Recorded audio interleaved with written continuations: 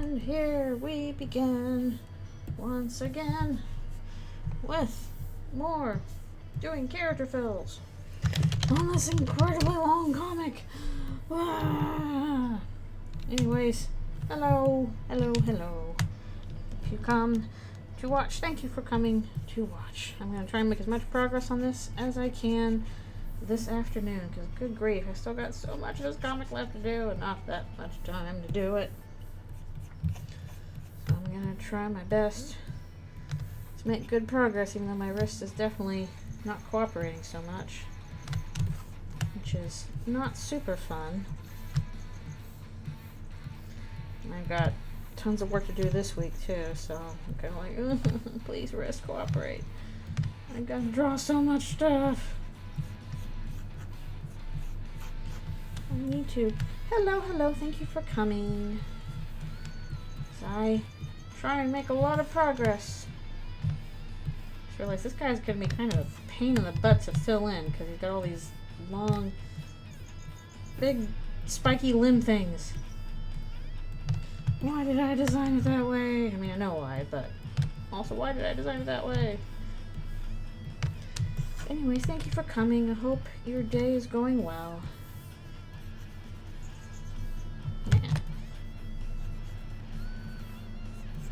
My day is going okay so far. Well, Alfie's is being a little stubborn. And now she's looking at me like, bleh. Just have my mouth open at you.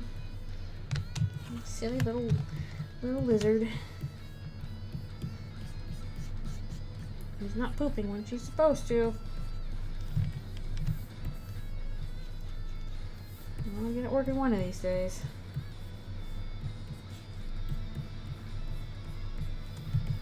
Hopefully before Tuesday, anyway. Also, it's all rainy here. It looks like it's probably going to be rainy for the next, week or so, which is also kind of bleh. It's going to melt all the snow we had last week, which was very nice. It's very pretty. There's a lot of it all at once.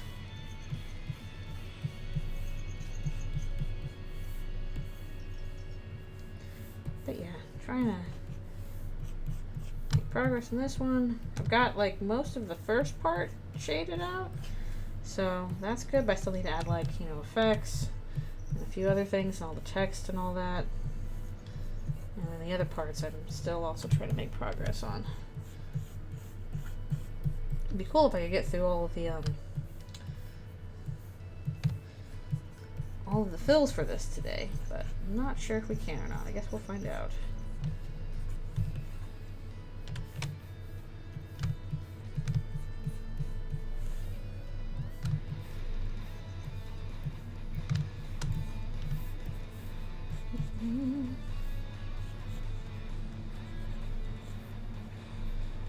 Computer, I don't like those noises you're making. I'm going to make sure I save very often in case you decide to throw a fit about something. Knock on wood.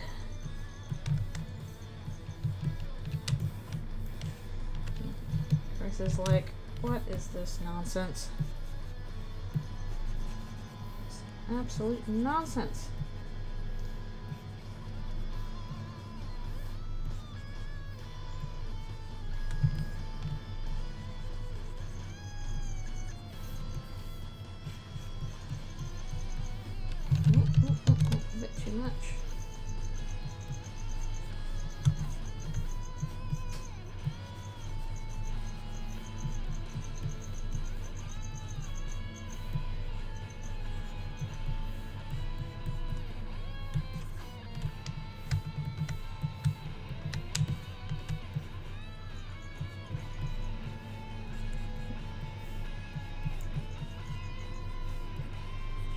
Once again, I forgot to put the crickets away, so they're going to be noisy, but that's okay. They can provide ambient sound back there.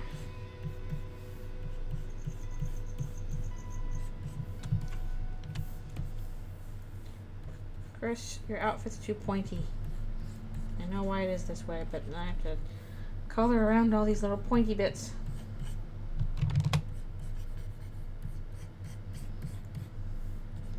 get yourself a new cloak.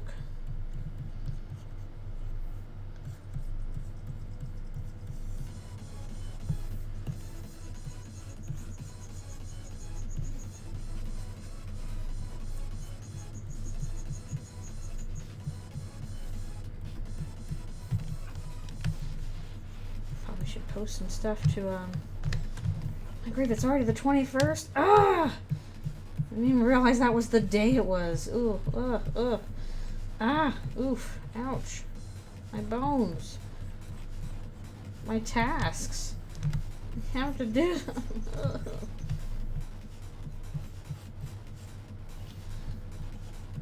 Stupid last half of the month tasks. Oh, stuff's coming up so fast.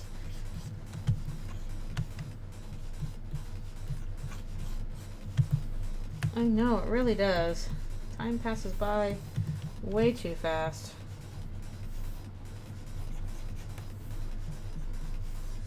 Especially when you've got stuff you're kind of anticipating coming. It's like, oh, here comes the thing. Ah, the thing is here. Ah.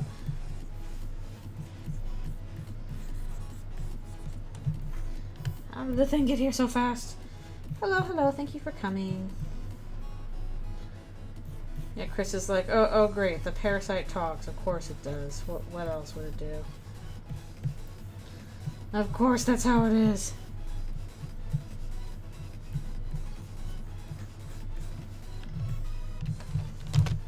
Okay. This is a long guy. Long stick limbs. This is actually supposed to be a character already existing in Eldritchrune. I'm wondering if anybody will be able to guess what it is.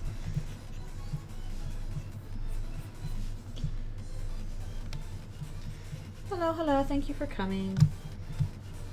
On the one hand, I'm glad it's not 2016. On the other hand, I don't know, what year do I wish it was? I don't know, I wish it was a future year that I'm excited about. Like, I'm hesitant to always be like, oh, things were so much better in the past, because I'm like, well, not necessarily. I want them to be better in the future. Please.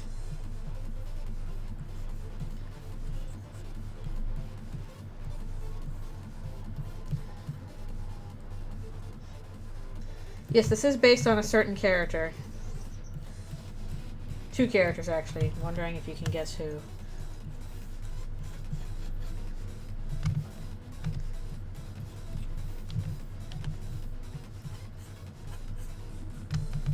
An extremely minor character, just to be clear.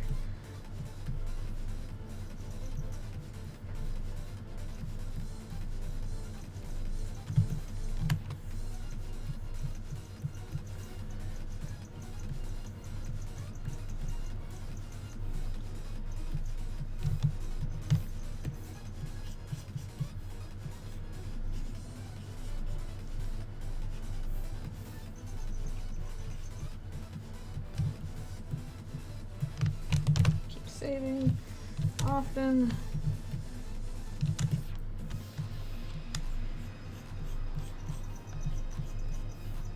It has no mouth and yet it can still talk. Conveniently.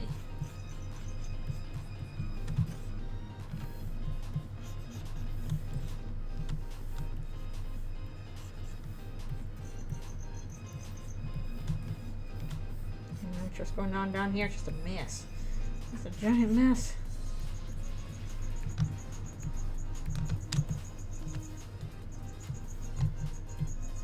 Yeah, it's talking. It is not shown how, just that it does. Could be telepathy. Could be hidden mouth. We don't know. Oh. Middle school. I will say I'm glad I'm not in middle school anymore. Ugh.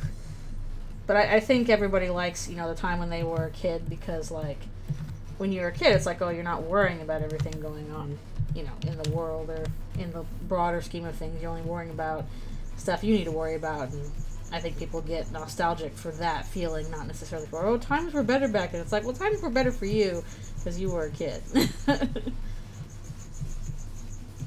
Doesn't mean the times as a whole were better. It just means that you have fond memories of them because you were a kid. You didn't have to worry about that. You could only focus on stuff that made you happy. And that's what I think people miss more than anything. I know it's what I miss, certainly. It's not Jerry, no. I mean, is Jerry even in Deltarune? We said we have Terry, who's cool and hip, and everybody likes him. Which I thought was a very funny joke, and I wonder if we're going to get more of that. Like, there were definitely some good things about school, but I'm so glad I don't have to worry about it anymore. I'm glad I don't have to write essays. I'm glad I don't have to turn in homework. Yeah, I have, like, stuff that's due for my work, but, like, I don't know, it's different when you're at school and you have to do a bunch of stuff for subjects you don't really care about, or you're not getting paid to do. You're just there, and you have to get a good grade because everybody says that's what you have to do, and you should, honestly, you should try in school, but I'm just glad that I don't have to do that anymore. It is nice not having to worry about it. I will say, no matter how old you get, you will have stress dreams where you're like, oh no, we're supposed to do stuff for class, and then I forgot where my new class is, I'm gonna fail this class, and you wake up and you're like, I'm 40 years old. Why am I worrying about this? I haven't been in school for decades. Those never go away, unfortunately. Yeah, it's just nice to be done with it. It's hard. In some ways it's easier to be a kid, but school is hard. There's no getting around that.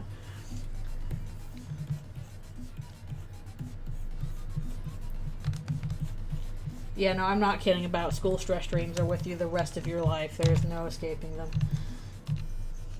It's like, no.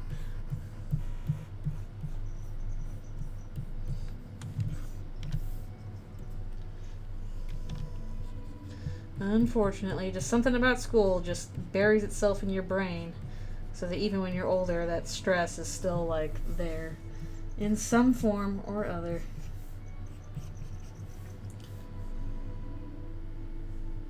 Yeah, but honestly, like, if you had a tough time in middle school, don't be hard on yourself. Middle school is, I think, one of the hardest periods of schooling. It's really hard. Even if things are going well for you in middle school, it's still just overall a really tough spot to be in.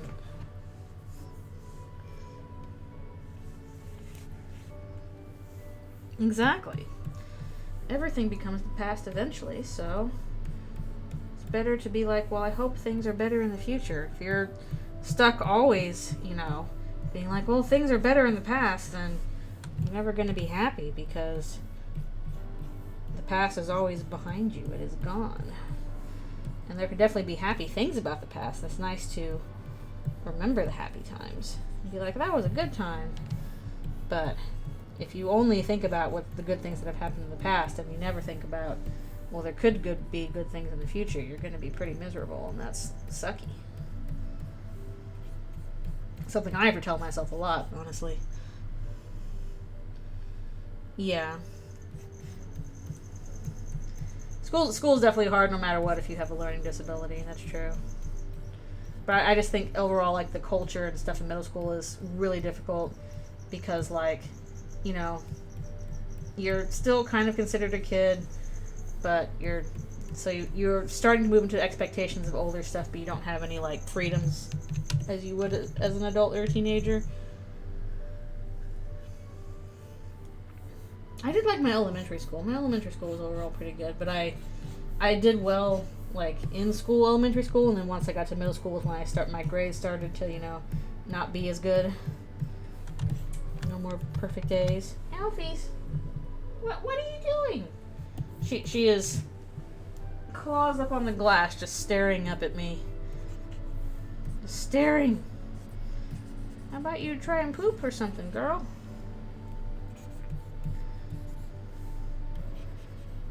Yeah, my grades were not as good, going into middle high school. But very thankfully, my parents were like, well, as long as you get a good grade in the subjects that you're passionate about, that's what matters. And then pass your other classes. So, like, if I, they wanted me to, like, get an A on, like, stuff they knew I was good at, like, English. and art and stuff like that, and they're like, okay, just make sure you get passing grades for stuff you don't care about, like math or science or stuff like that. So I'm glad there wasn't like this pressure that a lot of kids might have had to be like, you have to get an A in everything or else blah blah blah.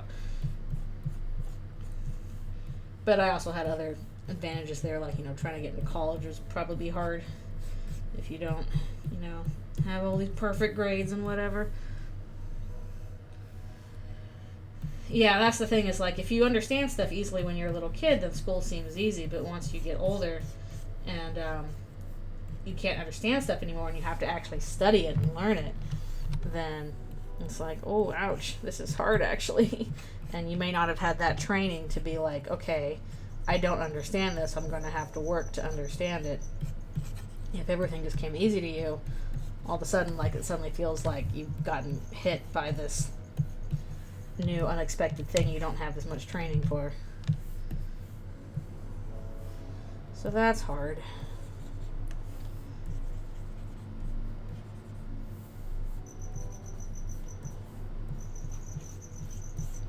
I do wish there was less expectation of like, kid, you have to get perfect grades in all your classes. It's like, it's really hard to do sometimes.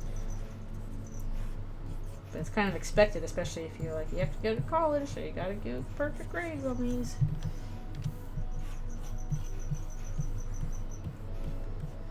It's tough.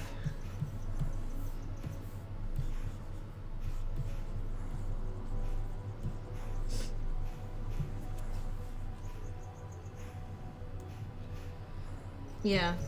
I don't know if I would call it a disability. I would just think it's maybe it can become a disadvantage if you are basically told from a young age, oh, you're doing so well at school, and like you haven't thought much about it, so you're like, oh, well, I must be good at school. And then you get older and school gets tougher and you can't figure it out on your own so well, and you're like, hey, I can't understand this as well, I think I need some help on it. And the adults in your life are like, well, what do you mean? You're so good at school. And it's like, yeah, but this is harder school. So it starts to feel like it's a personal failing on your part and not like, hey, school has gotten harder and you have to learn how to adapt to it different, and if you haven't adapted to it yet, that's difficult.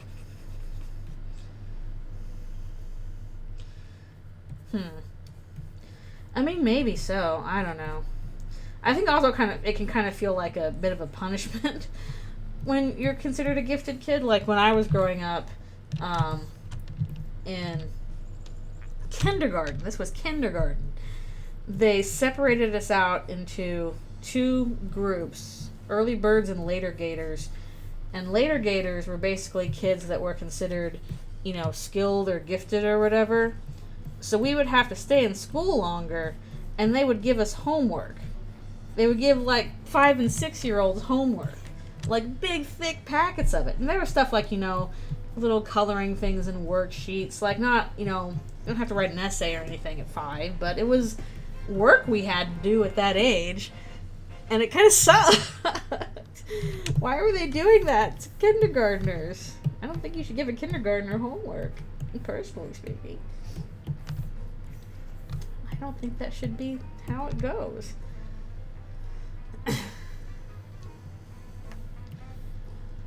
Yeah, it's like if you have kind of a learning thing when you're a very little kid and it's like, oh, I'm interested in the subject, I'm just going to, engross myself in it and absorb all this knowledge from it.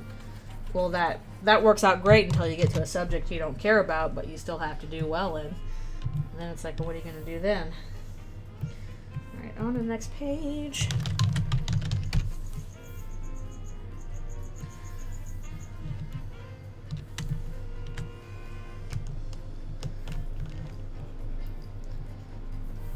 School's hard. Yeah, I think they should drop that stuff too. It's like if you're good in a subject, then basically you should be like encouraged. You should be encouraged to be like, hey, good job. You've excelled at this thing that you care about. Kids do need to hear that. They don't need to hear like, oh, you're good at this, so you're good at everything. But like, hey, this is a subject that you clearly are good at. Good job. You deserve to be praised when you do well. And then if you struggle in something, instead of being like, well, why aren't you good at this and not this other thing, be like, okay, hey, let's work on some strategies to help you get through this subject that's harder for you. And not assume that because, you know, you were good at certain subjects, or like all subjects when you were a little kid, that's going to carry over all the time. Yeah, I don't know if they still do that, but at least the kindergarten I went to, they made us have homework. But only the later gators got it. The early birds didn't get it, because they were the not gifted kids, I guess. So like, well, we can't give them homework. But I'm like, okay, I'm the smarter student. Why do I have more work to do? Learn that lesson early on. If you dig the best ditch, they give you a bigger shovel. Or in this case, homework packets when you're 5.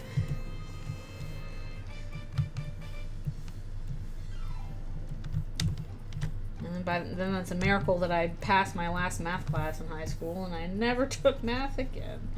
Ugh. But that last math class was pretty bad. The teacher was just like, instead of teaching, I'm just going to divide you all up into the groups, and the smart kids are going to teach you instead, which I'm sure the smart kids super appreciated. I'm like, oh great, now we're the teachers and learning at the same time. Not like we're getting paid to do it. What math course was it? It was trigonometry. I didn't even take pre-calc. That's how bad I am with it. Like, I think most of the kids in my school took pre-calc, and I didn't even take that.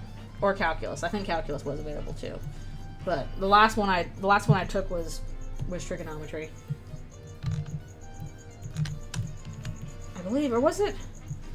And there's like logarithms in it too. Oh boy. Like, it's fine to get help from your peers and stuff, but it really was a situation where it felt like instead of teaching us, the teacher just kind of hoisted the teaching off onto like the smart kids. And like, they're not there to be the teachers, they're there to learn. It's your job to teach the kids. I mean, if you wanted to do some 3D animation, it helps to know some math, because there's a little bit of math involved with it. Can't play everything by ear. You have to, you know, do some graphs and stuff like that. Get rid of the acid lines on this. See what I'm doing. And broadly speaking, trigonometry should not be that hard. I just sucked at it. I like geometry, but just not good with trig.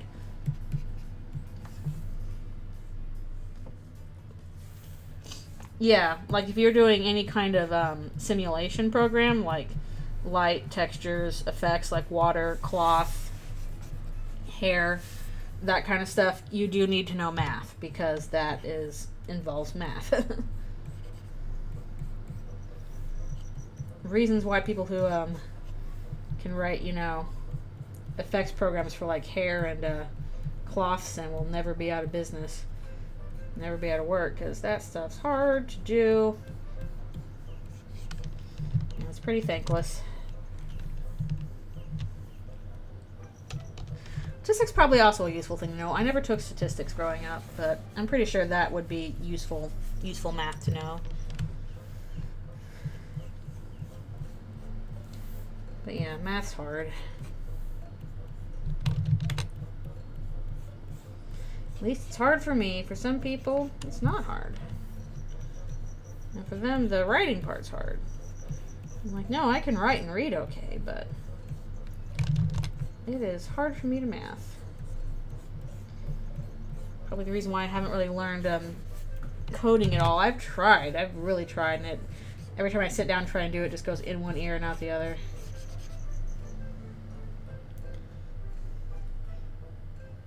Ugh. Yeah, people learn different ways too. Like, some people, like, they do it by reading. Some people need to listen. Some people need to do stuff with their hands. Some people have to see it visually and hear it. And it's really hard to accommodate for everybody in that situation if you're a teacher, especially depending on the subject. Oh, just calculus. Oh, it's going to suck very hard at math then. Oh, that sucks. Blah, blah, blah. I mean, programming would be useful to know. I wish I knew programming. I can't learn it. I've tried very hard, and I probably could do it if I sunk enough time into it. My problem is just that I'm not willing to sink the amount of time into it that would be required for me to start learning it properly. That's probably the main advantage of school, is like you have the time to sink into stuff. When you're an adult, you're like, okay, I don't have the time to sit down and learn this, so unless I really, really, really want to, I'm not going to.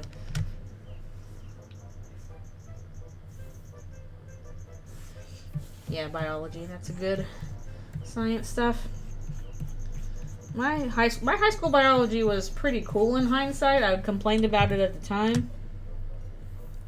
But, I tell people about it, they're like, wait, that was your high school biology class? I'm like, yeah, because my high school was, like, literally across the street from the Pacific Ocean. Once a week, we had this big biology project that we took the whole year to do. And basically, we had to gather a whole bunch of science data and, track it and catalog it and interpret it and all this kind of stuff. But to get our science data, once a week, we would just walk down to the ocean, and we would do a bunch of observation stuff and collect samples. We would basically look and see, okay, what are the marine birds you see? You got to identify them by their scientific name. Do you see any marine mammals? How high are the waves? What's the wind speed? What crustaceans do you see? And then we would take an ocean sample, and then on Friday, the day after we got our samples, we would look at the ocean water under the microscope and identify a bunch of plankton. So we would have these big lists of the plankton we were supposed to identify and catalog which ones we saw, how much of them we saw, kind of stuff. So we did that the whole year, and at the end of the year you had worth like half the grade or whatever to turn in your big report on your observations on that biome over the year. Well, this is not even just a California thing. This is a Malibu thing. Literally, the high school is like, we just walk 5 minutes and there's the beach. It wasn't even a walk to the beach during class. It was walk to the beach for class. This was for science. I am not Barbie. I am Scrungly Nerd Barbie, that's me. Scrungly Nerd Barbie. So in retrospect, I'm like, actually that was a pretty cool science class, but at the time when you were a little kid, you're like, oh, we're going to the beach and we can't just hang out. We have to actually do all this science stuff and measure things, and it's not a nice day. It's not a nice day at the beach. It's kind of cold and windy, so it's not very fun. And I'm just kidding. Anywhere else, I'd be a 10. I gotta watch Barbie sometime. Oh, I don't hope I'm not Barbenheimer. Oh dear.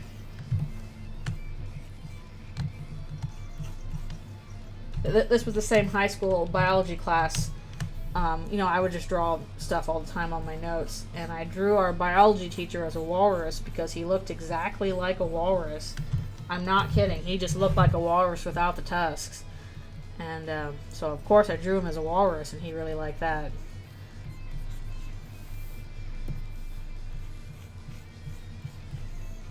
Appropriate for marine biology, I guess. Not that there's any walruses nearby.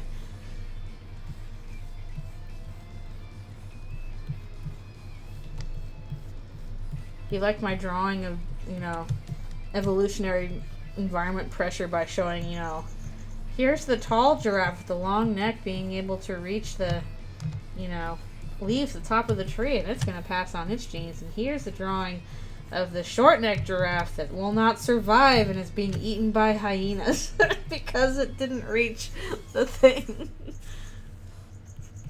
Yeah, he was basically Jamie but from Mythbusters, but also like he was heavier set. So in that sense, he was even more like a walrus. It was not just the face. He had like the body of a walrus too. Like that one Kevin Smith movie.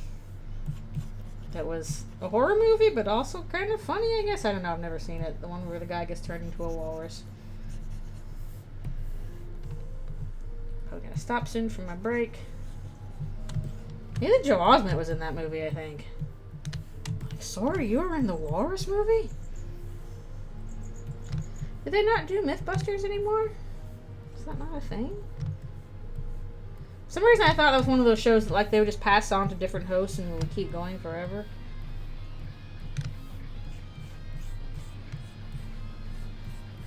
That is a good show. Alright, I need to take my break. As Chris is mad at whatever's happening here. Alright, I really gotta make sure my wrists are okay because this past week, they have been pretty bad. I've been drawing a lot for work and it's just not been a happy time. Alright, ooh, have fun making cake. Thanks a bunch for coming to the stream. I always appreciate it. Oh, original cast gone. It's basically over. It's over. That's fair. That's a tough thing, because it's like the kind of show where it's like, oh, this would be really good if it kept going forever, but also like, but part of what makes it so good is the hosts. So you're like, but I want the same hosts. It's like Blue's Clues.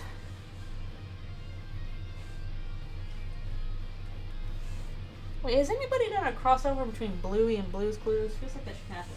Alfie's what? What are you doing? You're just staring at me. Spirit Fair is very good. Maybe someday I'll go back and actually finish off all the stuff on my list, like all the fish and all the treasures and everything else there is to get. But I don't know when that'll be, because still playing through Undertale Yellow right now, which I'm excited to finish next week, even though I'm sure I'm gonna cry a lot. More of me crying at video games. Alfies, what? You are like just trying to press yourself against the glass. Why are you pressing yourself against the glass like that?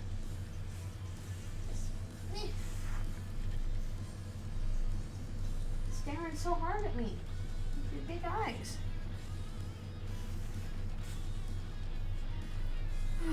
Please, wrist, be kind to me this week. Please, please. I have so much to get through. Alright, be right back for one more stretch.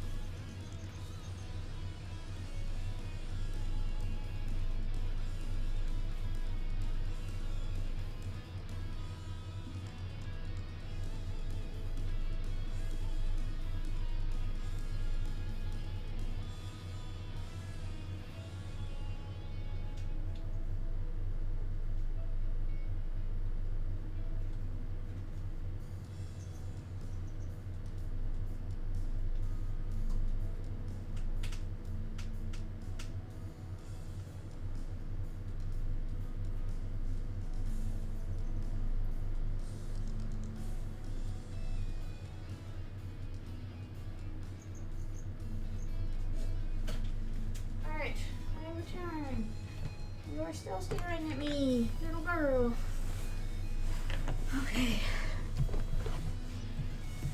More progress to be made.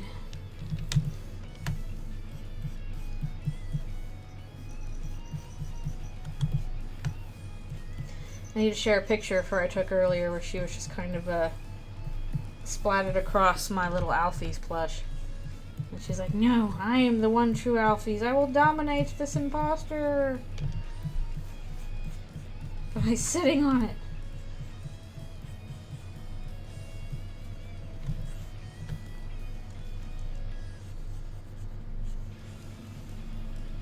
Tuesday is going to be an especially annoying day because I will have to go into the studio to work instead of working from home. Because they have promised to shut off my power for the day while they do some kind of repairs. I won't be able to work, so I have to go into work. Blech. And also kind of coincides. They're like, hey, the EPs are coming into the studio. Can you please come in too? So I'm like, I guess I have to anyway, so I shall. Yeah, I think that was asked for on the on my inbox. The problem is I'm just not going to be able to get to inbox stuff for a long time. Like, I want to finish this comic before my surgery, and then if I have any leftover time by some miracle, I kind of want to do more Undertale Yellow fan art. I want to draw some more of the characters. I want to draw Starlo and the Feisty Five and Soroba and whatever's going on there. There's cute characters to draw. So I want to do a little bit more of that. I mean, I think what they would actually like is if I went to the studio all the time, because the studio was there beforehand. Like, the reason why everybody started working from home is because of the pandemic, and then a lot of us just didn't stop, which is kind of what my situation was. I'm like, well, I got used to working from home. It's nice not having to commute. I can work, you know, my own hours, kind of, my own pace. I have all the equipment I need, so it's nice being able to work from home. And they pretty much will let you do it. I think they would like us to go back to the studio. So pretty much they have a system wherein it's like, hey, if you want to work from home, you can. Or if you can work in the studio, you can. Or you can choose which days you want to work in the studio. Or you can do what I'm doing, which is, you know, mostly work from home. But if you need to come in for a day, like I need to, because my power will be out, I basically book a desk to be there for the day. Like, they call it hoteling. So I just hotel a desk that I can work at for the day. So that's what I'm going to do. I'm not sure if all studios are doing that, but at least the ones I'm aware of are. So that's nice to have that feature. Hello. Thank you for coming to the stream. We are making progress on the third part of this longest comic so far. It's going all right. As long as my wrist holds up. Please don't be mean to me, wrist. Please. I gotta get through so much work this week, so please don't be a pain in the butt.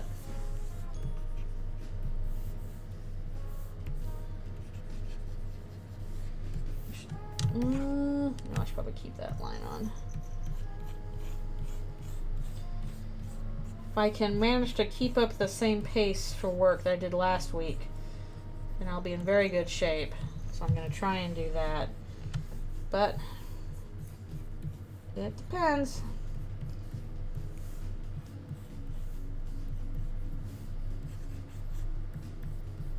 I'm just nervous with upcoming surgery stuff.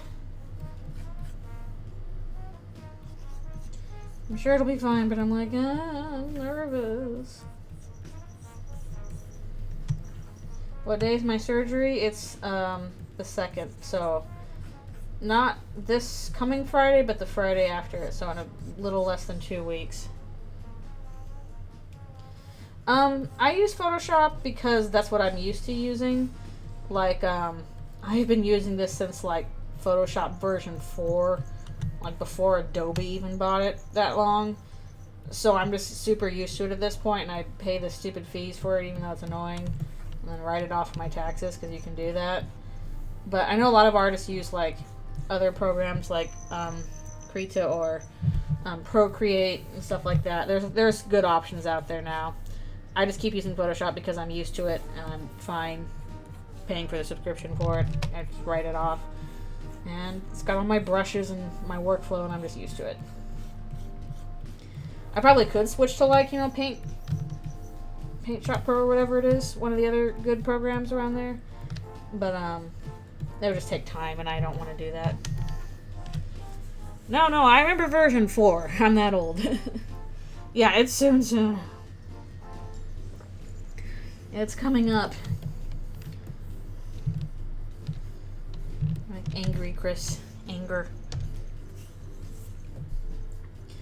Well, older versions may look ugly, but I'll tell you what, they're a little bit less of a pain somehow. I mean, there are some useful tools, like I, you know, couldn't get by without a clipping mask nowadays. I use that constantly.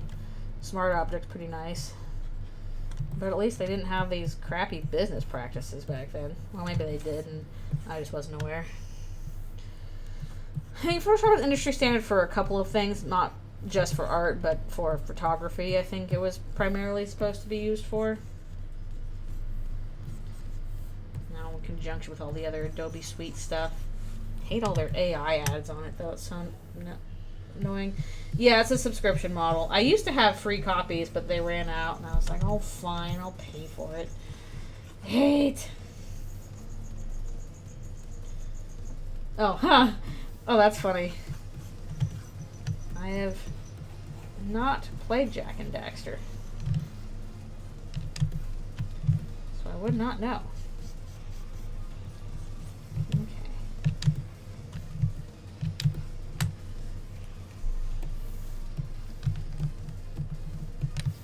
I'm not fond of basically renting my software that I use daily, though. Annoying, I think. Yeah, it's hard. You're hard pressed to find some good companies. Although, again, the company that made Procreate's pretty decent, and they came out with that animation thing recently, which I need to mess with sometime because that looks really good. How was it doing art with old Photoshop? It was fine. Obviously, it didn't have all of the abilities that it does nowadays. But I just didn't even, because I didn't have those things, I just didn't even think about it. I just kept drawing. Although also back in the day, I would not draw in the program. I would still draw by hand, and then I would scan it in and color it with Photoshop. That's how I made animations back in the day. I used to do everything by hand, and then I got used to doing it in the computer, so now I just do everything in the computer because it's a little faster. Just got used to it. Selfies. She's moved away.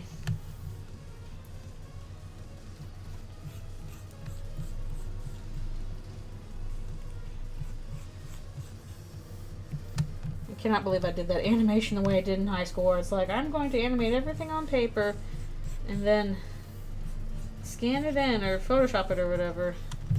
And then color it in Photoshop and put it together in iMovie of all things. That was weird. Yeah, I always like doing flipbooks. Those are fun. It's not Mr. Elegance and Society, no. Although you're kind of close.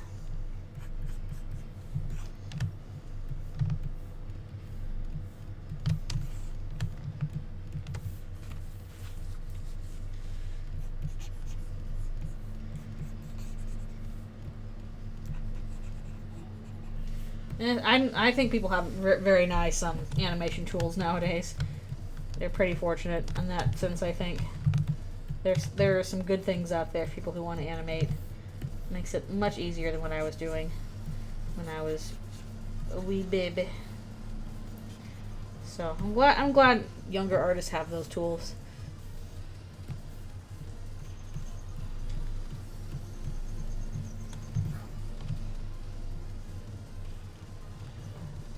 Yeah. Again, when I was trying to do an animation with iMovie, it started doing weird things when I was making a 5-minute animation of all of, like, you know, basically image clips. The program didn't like that.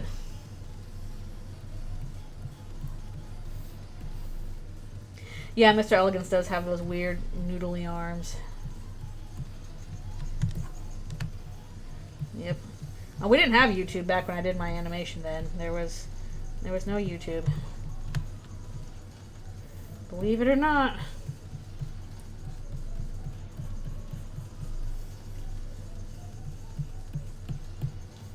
I remember what year did YouTube really get going? It was like 2003 or something like that? I'm not sure. No, it's not Mr. Elegance, Mr. Society, but it is a character.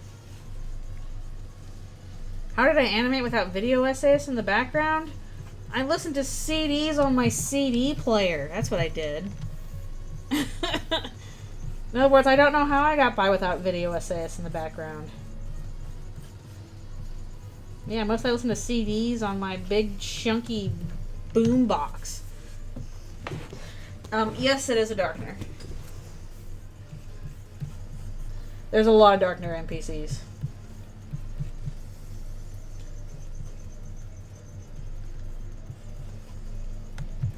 And also, I will help narrow it down. It is 2 darkeners in 1 character.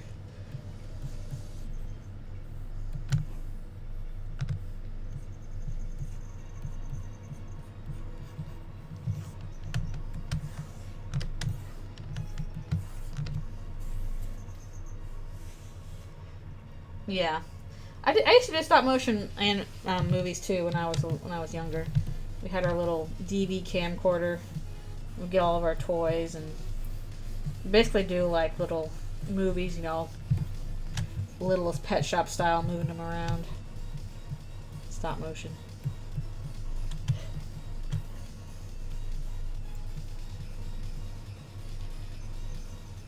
That's a pretty big flip book.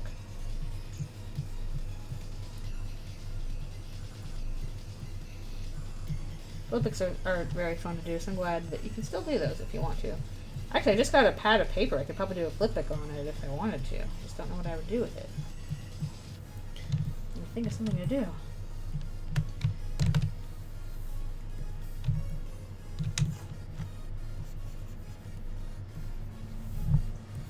This thing's tearing it down. Hello, hello. Thank you for coming to the stream. Hot Wheels cars, we had some Hot Wheels. I also had some micro machines. My brothers had micro machines of Star Wars vehicles and a bunch of those. We had just had a bunch of toys, and we would do stop motion stuff with them. Heck, I remember doing like machinima with like Smash Brothers Melee by putting a little DV camcorder and recording us playing it on the TV while sound was playing, because I didn't have like any stuff that machinima uses these days. Phoebus flip book. That would be cute.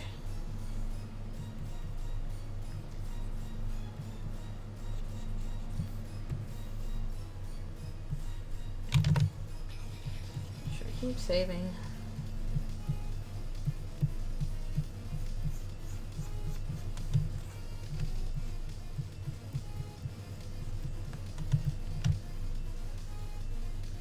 Oh yeah, stop motion Legos is good. I kind of miss playing with Legos. We had these 2 giant boxes of Legos when I was a kid, and me and my brother would just like commandeer the living room area, and we would dump our Legos out all over the floor, great walking hazard, and then just build a bunch of stuff with them that we wanted. We liked those Legos so much that when we were kids and like we first went to Germany for my dad's work thing when I was like 10, we had the Legos shipped to Germany so we could play with them while we were in Germany. 2 boxes of Legos. They got there okay though. They must have gotten back too. Nowadays Legos are so expensive. I'm going to toy store, I'm like, oh, Legos, I want to have a Lego set. And I'm like, oh, that's $80. It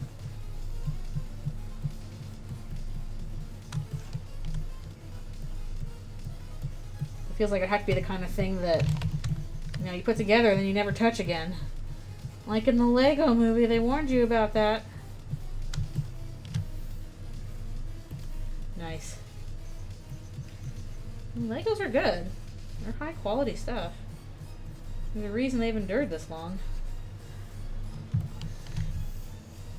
Yay, claymation. Another good stuff. I love the look of claymation. I love how weird it is. You can do such cool stuff with clay. It's pretty cool.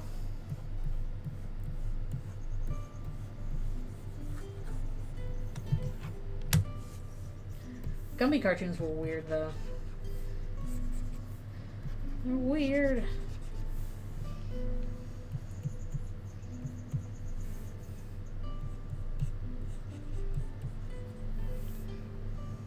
Well, that's the whole point, is that it doesn't matter if it's good as long as you're having fun, especially when you're like 8 or 9. Nobody should be judging your stop motion movies at 9 and being like, I don't think this is high art. It's like, shut up, it's cool. That's what it is.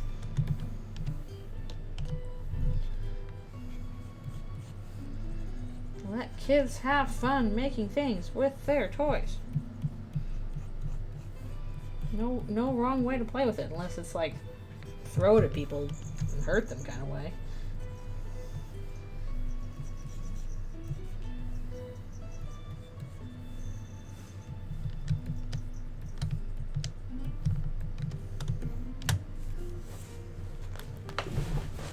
Oh man, that stinks. No, but Lego stop motion's cool. It's neato.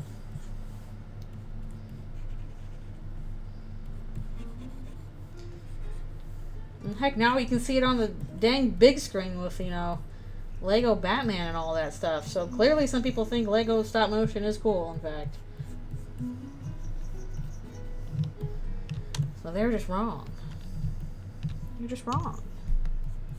Alphys, did you? Oh, there you are. Are you gonna go into your lab and not come out the rest of the day? You're just looking at me. As I'm giving you my lizard look. My looming lizard look. She has like a gray patch on top of her head, where she's probably going to shed that soon. And it makes her look bald.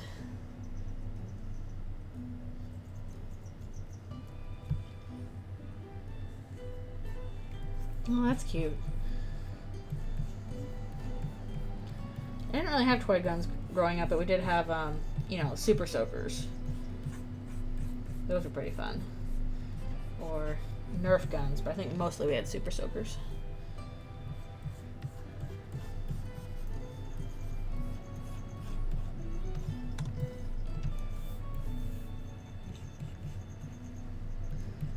I remember as a kid seeing like all these just like commercials for increasingly crazy weird super soakers. Where it's like, this one you attach to the garden hose, then you just blast the heads off of your enemies. This one you shoot water pellets and this special water pellet gun. I don't know, it's just weird. Little kid me was always like, well, that looks really cool.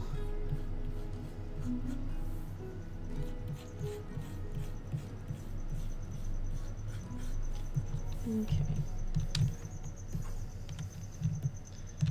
Chris is having a hard time with this guy.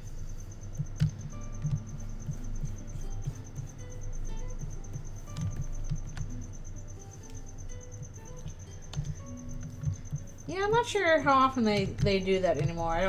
I'm guessing they probably don't sell that many water pistols that look like real guns anymore, at least with like, you know, super soakers. It's like, oh, this is clearly a water gun, not a real gun. So I'm pretty sure for reasons they don't probably sell that many water guns that look like real guns anymore.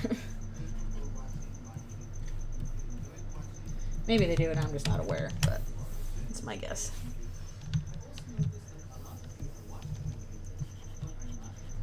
It's like, at least, yeah, super soakers, it's like, this is very obviously a toy.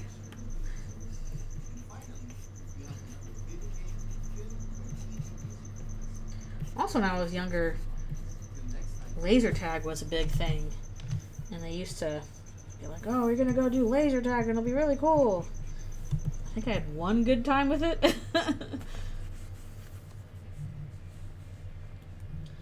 Yeah, so it's just not very fun anymore, unfortunately. The fun's been taken out of it.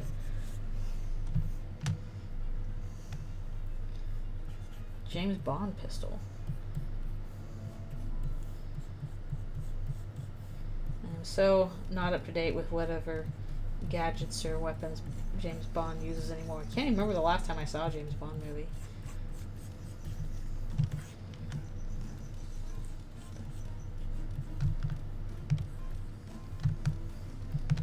Remember we watched part of it once while working on the My Little Pony movie. Which Bond movie did we see? Basically, the problem was we were watching it as an example of what not to do because it was a chase scene that was so chaotic you couldn't tell what the heck was happening,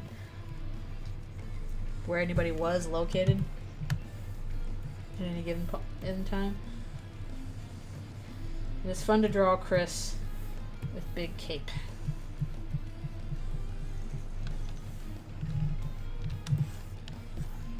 Okay.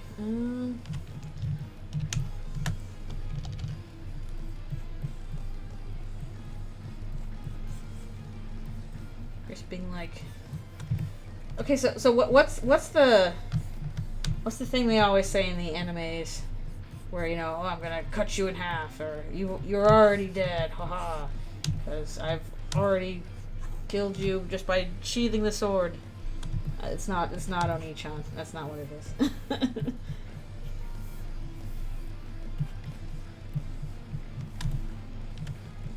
It's the thing they say right after, you know, they've just did the sword thing real quick, and then the guy's like, what did you do? And then he just slides apart because he was cut in half the whole time. Like, there's a word for that. Oh, okay. So let's go down there. Wasn't even aware.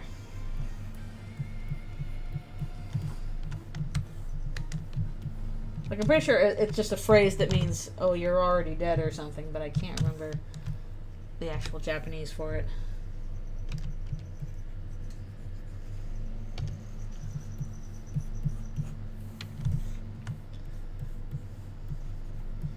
I'm pretty sure it came from, like, Fist of the North Star or something like that.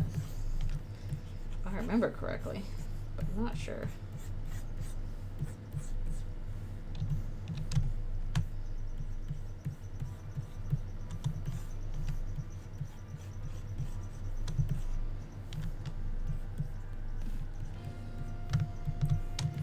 Warning, next page will have much stabbies and blood.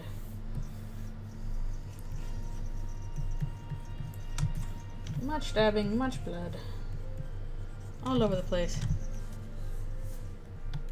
Yeah, I can't remember how to pronounce it in Japanese. I'm sure I'll get it wrong.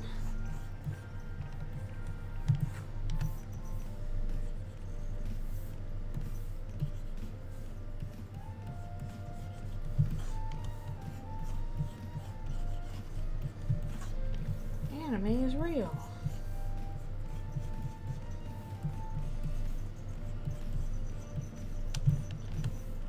So when you first played Undertale, for people who have, did you decide to tell Undyne that anime was real or anime was not real?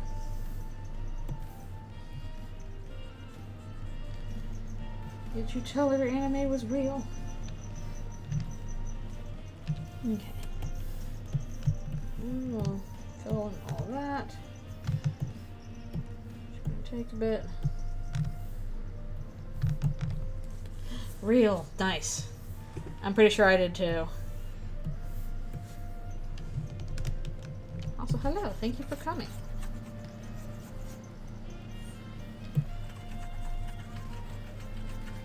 I'm hoping I can play Undertale with my mom when she comes, so that maybe we'll make a different choice about if anime's real or not.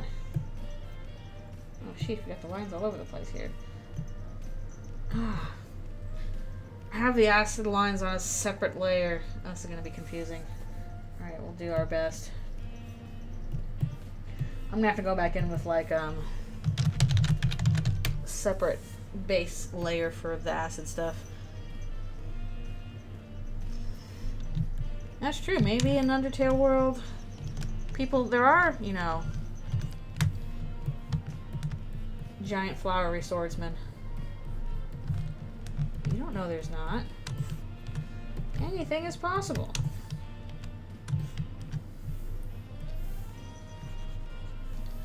I just love how excited Undyne is about, yes, I knew it, robot princesses.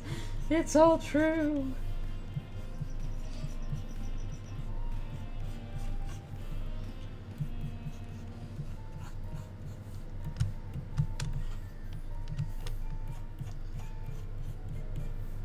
Go stabbies.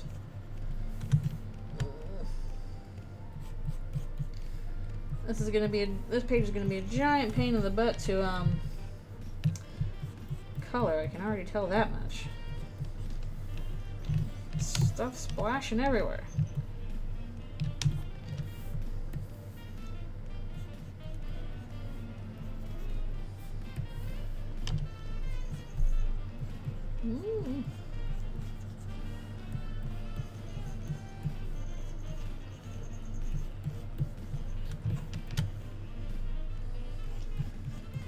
At least Chris is finally getting it done. No more less talking, more stabbing.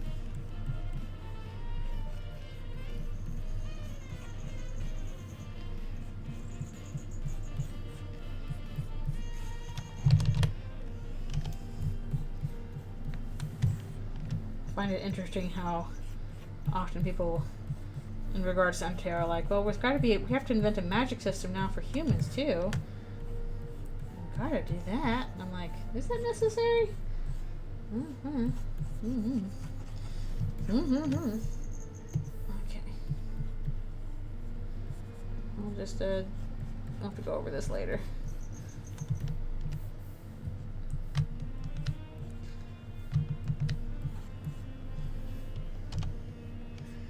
Oh, this is gonna be a giant pain to color in. It's gonna be splashy everywhere.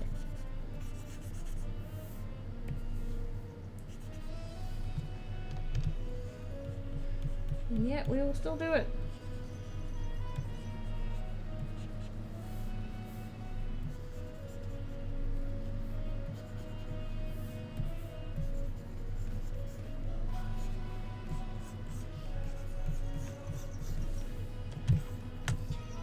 Hey, people are like, what's Chris actually doing with the sword? They're doing this!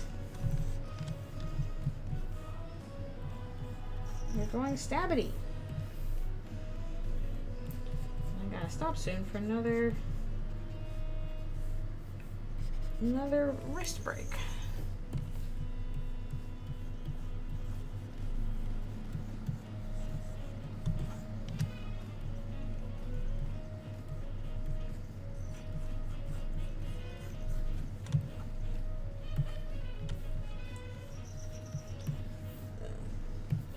To the line so I can see what I'm doing.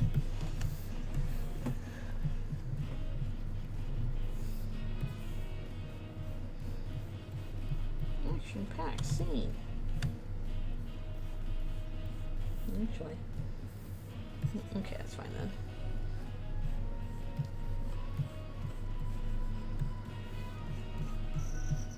Just don't want to accidentally be doing fills that are not there.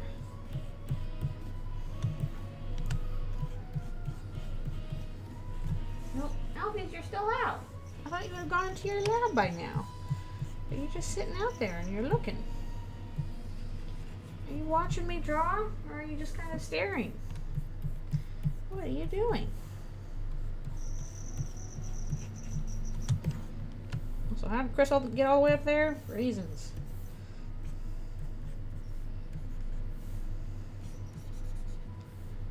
I'm surprised nobody has guessed yet which Eldritchrune character it's supposed to be, because I actually thought it would be a little obvious, but maybe not.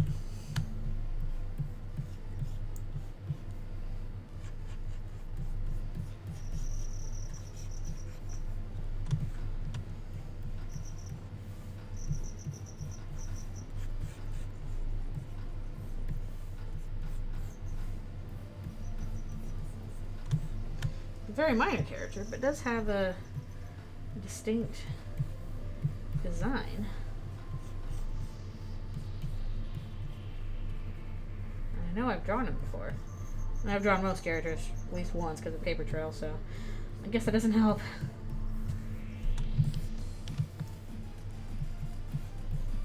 Oh shoot. Okay, after this I gotta stop and take a quick break to stretch.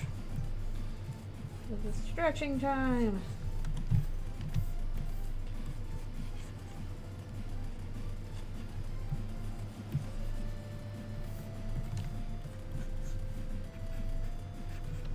Okay. Stabbity. Oh shoot, I gotta do the rest of Chris's hair there. I forgot. I forgot. You can't have any breaks in the thing or else it's gonna fly all over the place. But first I need to stretch. I really cannot afford bad things happening to my wrist.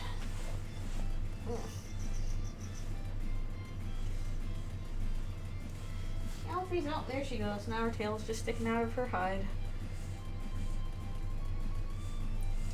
She clambered on inside.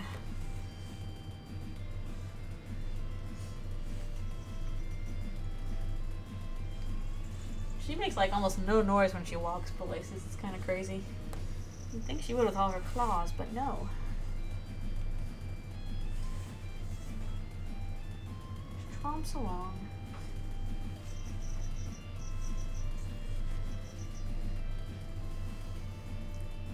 thinking of that Tumblr post. Diversity win. The first snake ever to trundle along. Alright, thanks a bunch for coming to the stream. Oh, thank you. I really appreciate you being here. And I like streaming because it helps me get a lot of work done. Even if I wish that my wrist was better.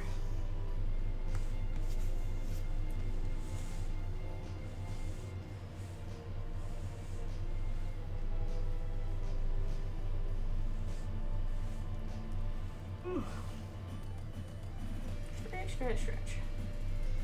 Oh man, all the snow's about melted. I was looking outside, now it's all piles of wet goop everywhere instead of nice fluffy snow. Now it's just cold and wet as opposed to nice and pretty and sparkly.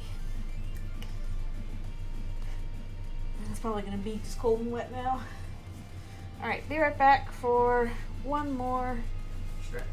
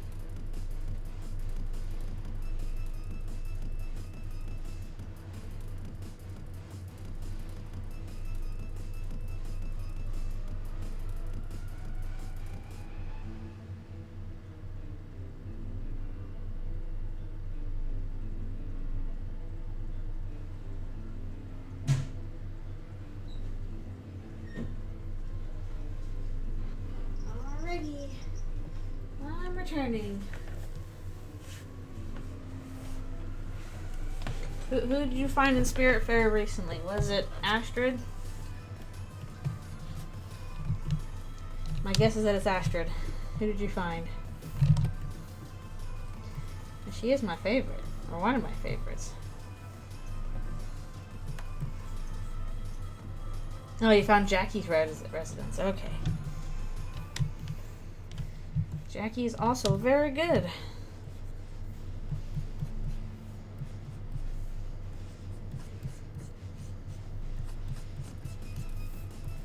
Okay, at least you have Jackie to look forward to. That's one of the last ones that I picked up. Yay!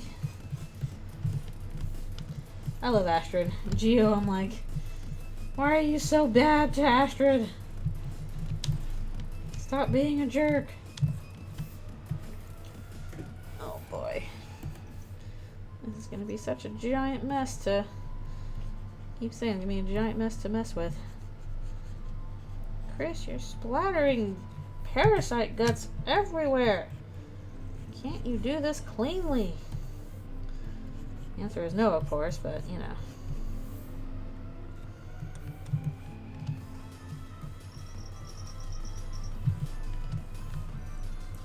And I was like, Gio, stop. Also, I'm pretty sure that Giovanni is spelled G-I-O for short for Giovanni. That's his name. Don't do this to Astrid.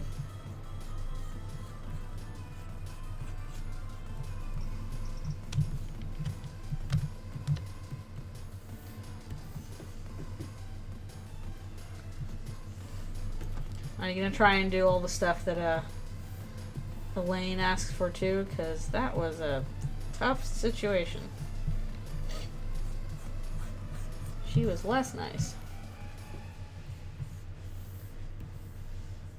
Oh, the Greyhound. Elaine was the Greyhound. Hello, thank you for coming to the stream. You're coming in on a difficult page to do.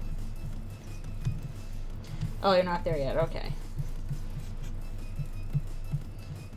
Because that was a pain in the butt. And one of the harder parts of the game for me, anyway.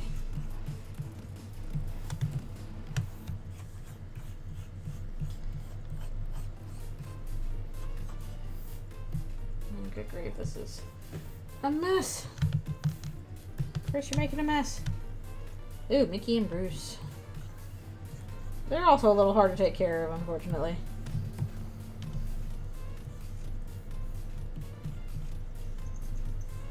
I have not watched Hazbin Hotel. I mean, I saw like the pilot a long time ago that was on YouTube. I haven't seen the new series. If I get to it, when I get to it, I'll admit I'm not a super big fan. I was not a super big fan of Hazbin Hotel when it came out. Like, I appreciate its existence because I appreciate indie animation taking off. I think that's super important. But in terms of like stuff that appeals to me, Hazbin Hotel was not super doing that, so I'm kind of like, alright, I will appreciate it from a distance.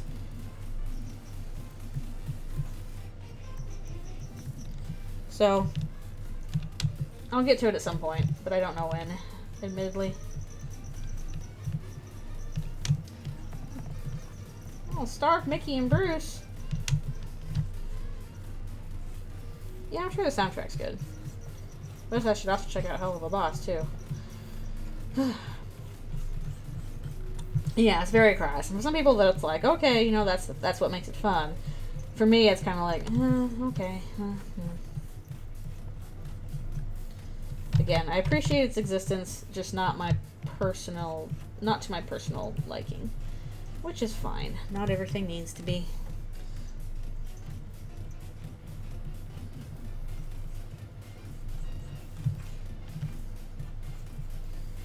Oh, jeez. This is splattering everywhere. It's gotta keep track of where I put all the liquid stuff.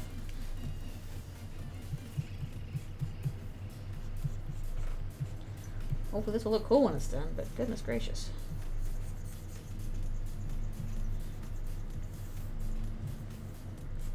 I hope I keep seeing more indie animation projects. Like, I like Digital Circus, and I liked, you know, Lackadaisy was great.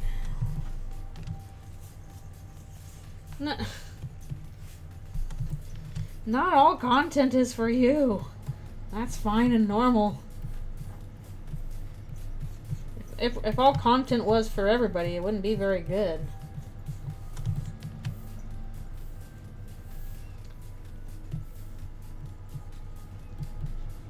By the very nature of art, it's going to appeal to some people a lot and other people not so much. That means it's doing what it's supposed to. Oh, the Asgore fight's pretty tough. Yeah, that's a tough fight. If you're not already, if you have the butterscotch pie, use that at some point. But if you don't have that, that's okay too. Basically, you want to talk to Asgore 3 times at the start of the fight, and that will lower his attack and defense. That helps a bit. Otherwise, it's just pattern recognition for him. It's tough.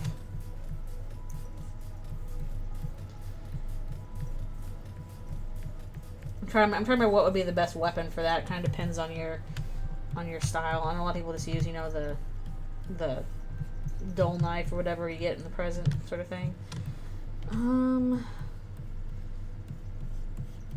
I think there's also like certain weapons that increase your iframes that might help you.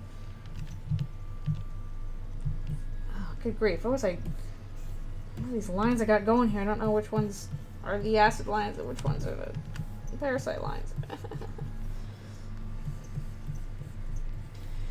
If you're not aware, the attack where his eyes flash and then he does the trident sweep, whatever colors he flashes in, those are he's going to use orange and blue attacks. So if he flashes, so you basically just like keep an eye on what his eyes flash, and then, you know, if it's orange you move, if it's blue you don't move. But yeah, he's tough.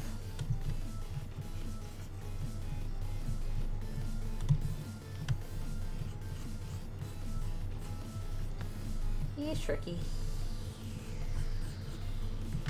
I haven't played against him in a while, so I'm sure I'd probably struggle again if I was going to do that.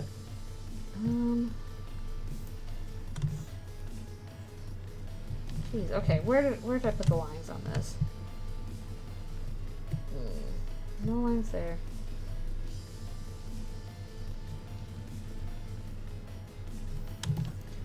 I'm trying to figure out where I should do this. Okay, I think this is how I'm doing it. This is how it's supposed to be. I'm splitting this up.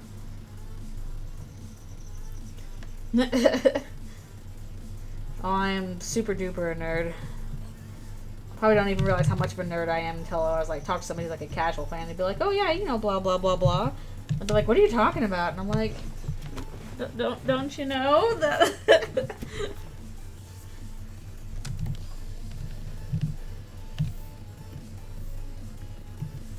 So I'm a super nerd, super duper nerd.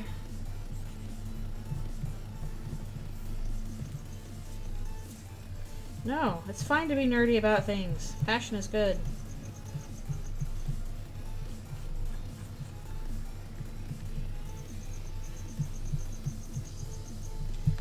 All these tentacles looking around all over the heckin' place.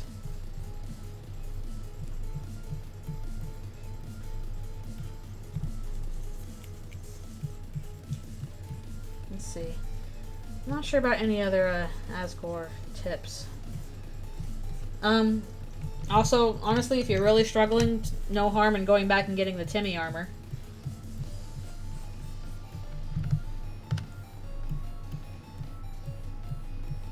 I'm pretty sure I did that at some point. It makes fights a lot easier if you have the Timmy armor.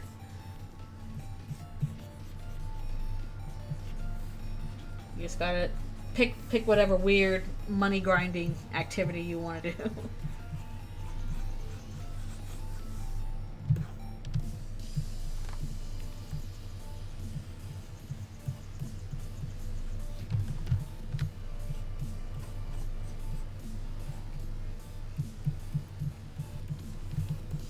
Like, honestly, I usually just get Timmy armor for just reasons. I know that happens sometimes, and it sucks. But it will not last. You will find people who are into the same thing as you are, and they will appreciate your passion for it. But I know it can be really hard, because it's like, oh, I want to reach out about this thing to people, and because I like it, and they make fun of you for it, and that's like, well, that sucks. So, I understand that sucks, but I would encourage you, even though it sucks, don't stop caring about things that are passionate to you, and don't stop reaching out to people, because eventually you will find somebody, or several somebodies, who feel the same way you do. Just the statistical reality of a lot of people on the earth, so. I mean, there's multiple exploits for Timmy armor. You can do it the dog residue way, where you just generate a bunch of dog residue and sell the dog residue. You can do it the cloudy glasses way, where you run up to Garrison, buy the cloudy glasses, come back down, sell the cloudy glasses at a profit, repeat.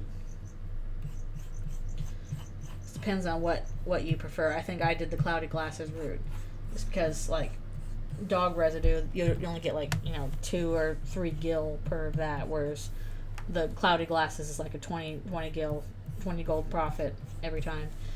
Hello, thank you for coming to the stream.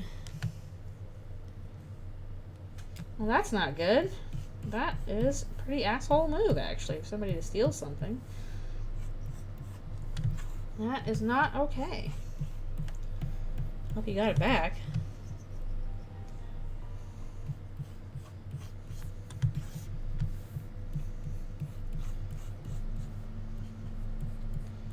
That is cruddy. Speaking of crud, look at this big mess. Oh, sheesh. Again, pain in the butt to color.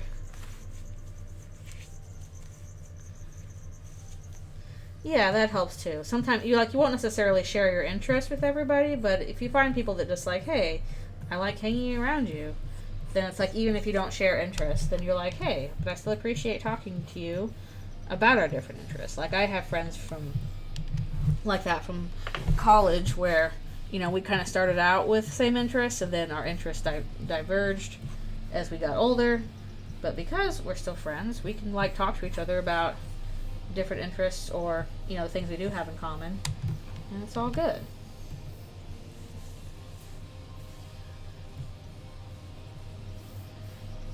Yeah, see if you can get back with that person too, because that's really not good. That sucks. Ugh. I hate when you have to wait for like a weekend to pass to get something important.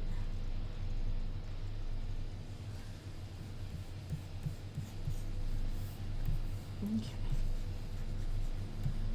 My next break, I need to have a muffin because I'm getting hungry. I need to have one of my breakfast muffins. When my brother was going to high school, he had like all the Pokemon and Magic cards stolen from him multiple times. Please stop bringing your Pokemon cards to school. People are taking them. They're actually worth quite a bit.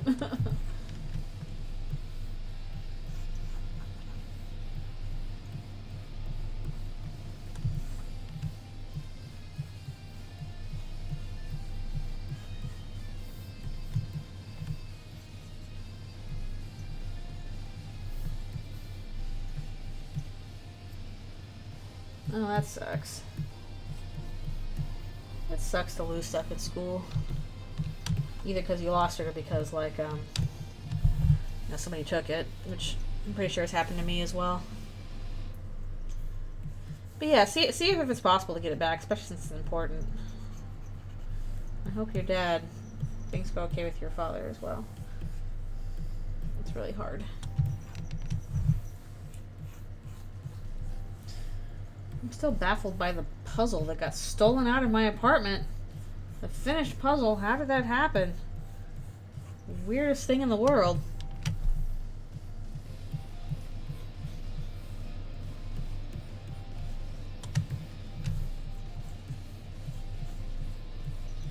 Specifically my Bambi puzzle.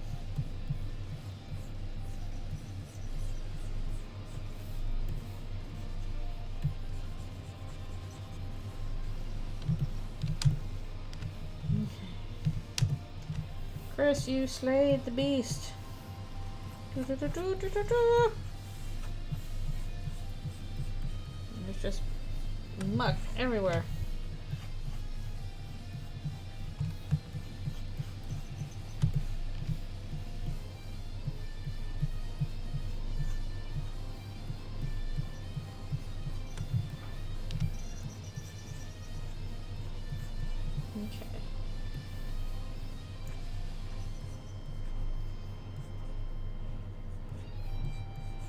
No, this probably should go around here too.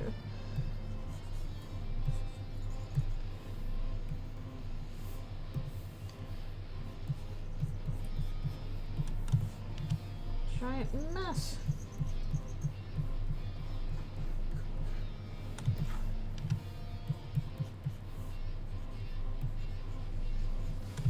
Yeah, I do hope you get that sorted out, because that is really not cool. Where the heck I put the lines around here.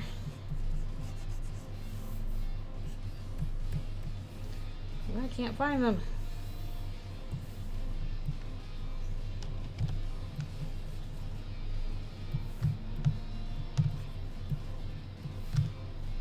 Why did I separate out the lines this way?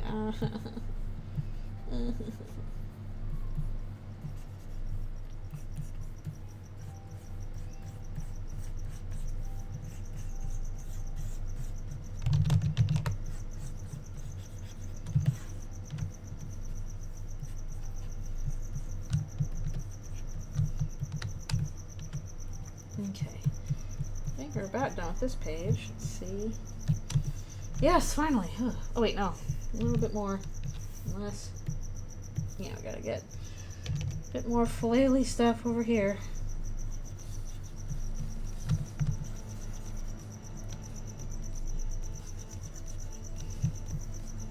Oh, people making animations younger and younger. That's crazy. Uh-oh, where's the break? Where's the break? Oh, there it is. Put these together and be like, where did I mess up? Oh, another one. Keep forgetting to do those, apparently. Okay. Tentacles everywhere! I don't know if I should content warning for that or not. Okay, there we go. Where did I learn my paneling from? I don't know, observation. Just looking at how other comics do it, deciding what I want to do for this particular stuff, and going for it.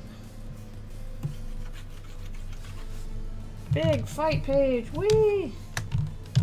Ugh, a lot going on there. Need some water.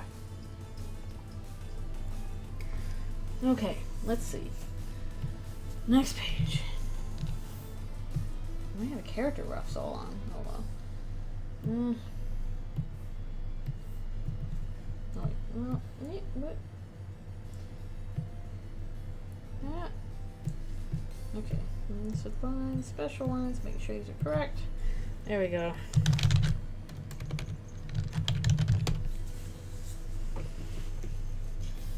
Yeah, paneling can be tough.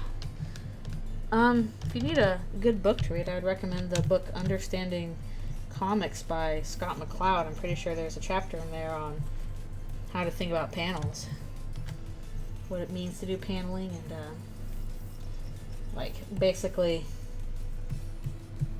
how you set them up. They're basically just used to like kind of both be a storytelling device and to direct the flow of the story.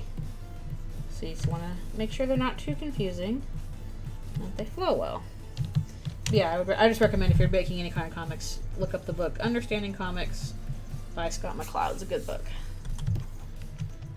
I've got that on my shelf.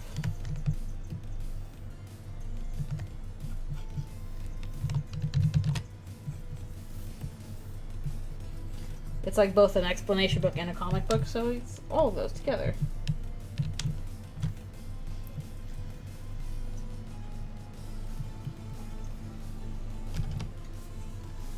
Oh, yeah, well, don't worry about it. Like, with everybody, with every artist, you look at art from, like, you know, years ago when you were little, and you're like, oh, this looks terrible. It's just the nature of it. It just means you've improved.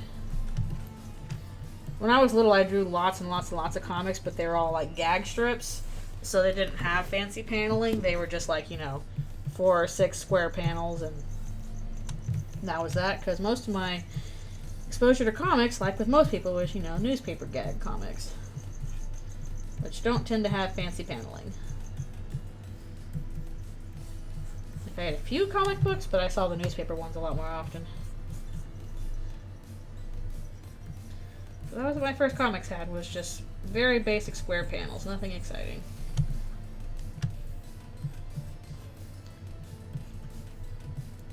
It's also usually all you need for, like, gag strips, though. Doesn't need to be fancy, you're telling a joke. Hello, hello. Thank you for coming in for eating. Well, not thank you for eating, but you know. You know what I mean. Aw. Again, ain't nothing wrong with that. It's a perfectly serviceable format. It is perfectly fine.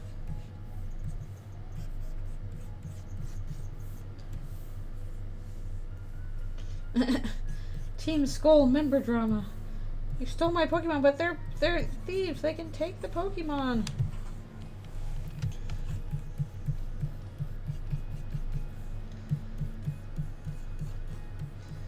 That is cute, though. We do a bunch of Pokemon battles today, so I can evolve stuff to annihilate. Yeah, exactly. Don't hate your past self for doing the best you could at the time. Because that was the best you could do at the time, and now you're older and you do a little better. And you get older and you'll look back on what you're doing now and be like, oh, it wasn't good, but at the time it was good for you. That is true. Team Skull do be like that. I like how the rival teams have gotten progressively less like threatening, and you're just like, oh, you're just guys. And now with like Team Star, it's like, you're not even bad guys, you're just guys. You're just cool guys.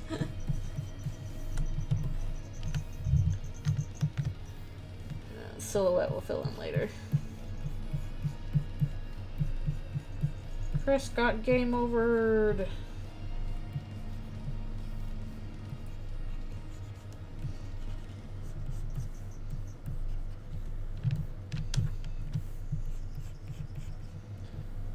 Probably just fill this in this way. Yeah. Always gonna be silhouette anyway. A black spot, so it's fine. This is nothing exciting.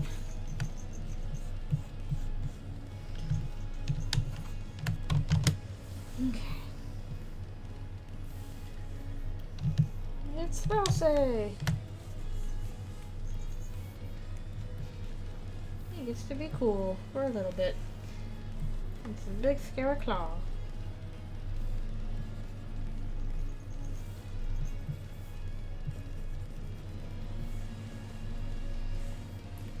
Yeah, honestly. I think people are really fond of Guzma as a team leader for Team Skull. He's just a guy. He's got issues for sure, but he's just a guy. Whereas like the older ones are like actual criminal organizations.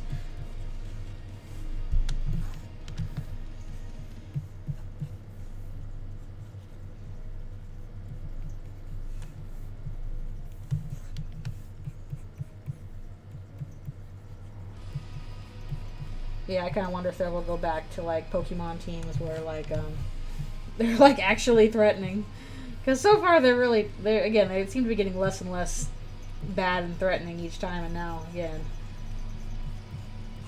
they're not really bad guys, at least not the most recent one. Like they're like, we're literally just chilling and vibing, and you come to invade our space.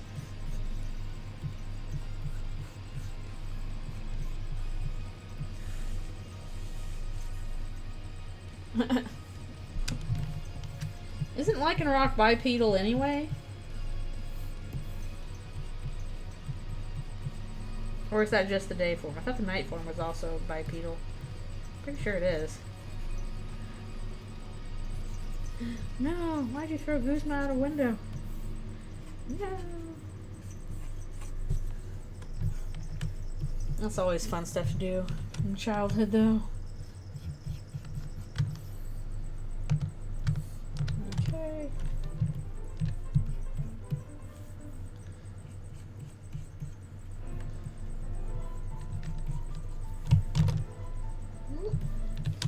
And Chris goes pop back to life. Yay!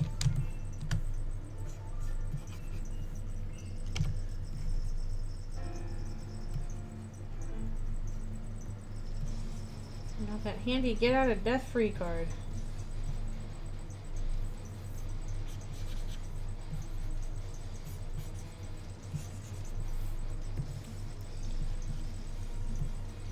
Man, it feels like this comic has been taking me forever.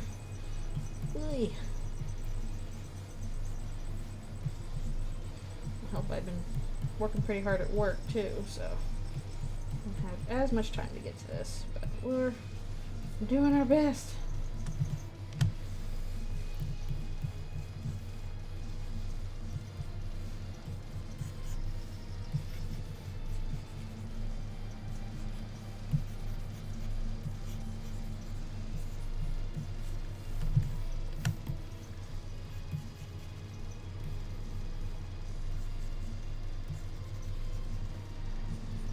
How long I can get Chris's hair before they're like, this is too long.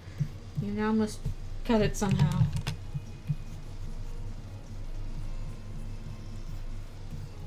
It becomes a giant fluffy mop.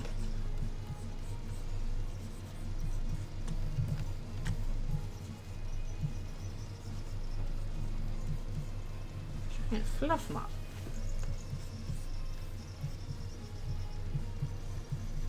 I'll have to stop soon to stretch and also grab a muffin to eat.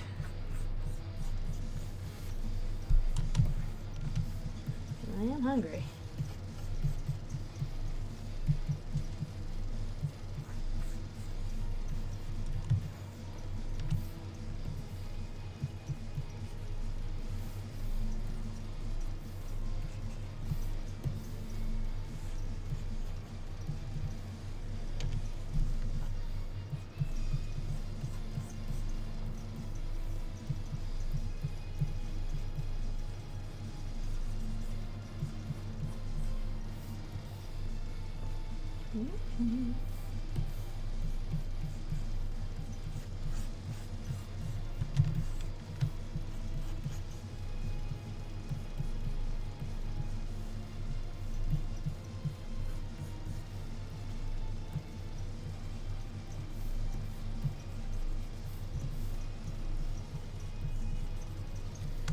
Okay. A little bit more.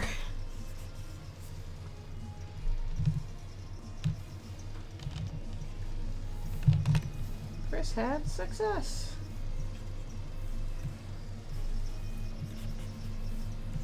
At least physically.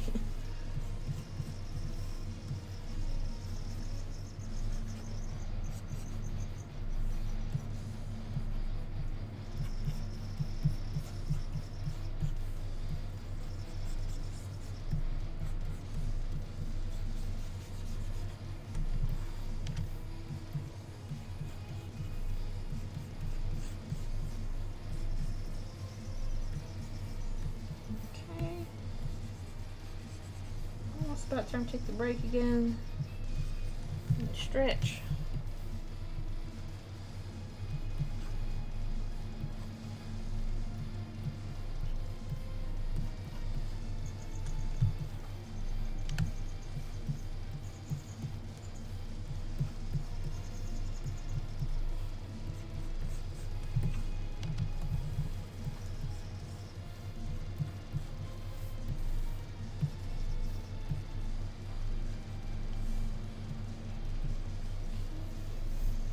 I can get what else I've done here, and I'll get up and stretch.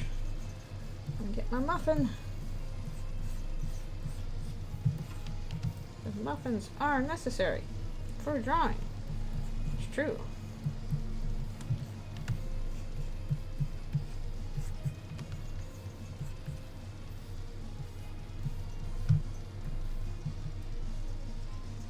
Yeah, I know the fan's pretty noisy sometimes. That's why I save a bunch. Okay. Speaking of, time to take a break to stretch my wrist and my neck and all the other good stuff I use on this silly human body. I'm just so silly. Yeah, random words. It's like, what does that mean? Okay. Gotta stretch my neck as well as my wrist and arm. Because it's all connected. It's all connected.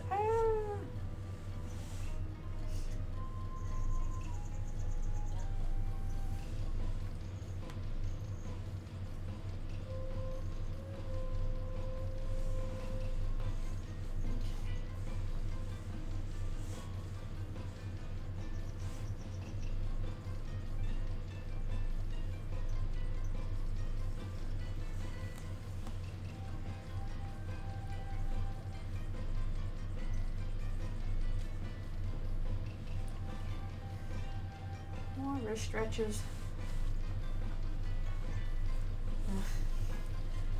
Realizing it's probably going to be raining when I have to go to work in the studio, which, bleh. Bleh, bleh, bleh. That's what I say to that. I used to probably go get lunch with a friend, so that'll be nice.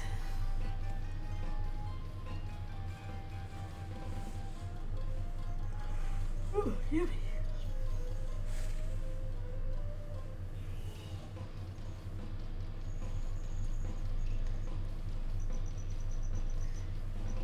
Yeah, I think one of the toughest things to do with animation is volume, keeping your volume consistent. Like people who can do that, it's like, oh, you're really good with that. That is admirable. Alright, I will be right back for a muffin and for one more stretch. Yes.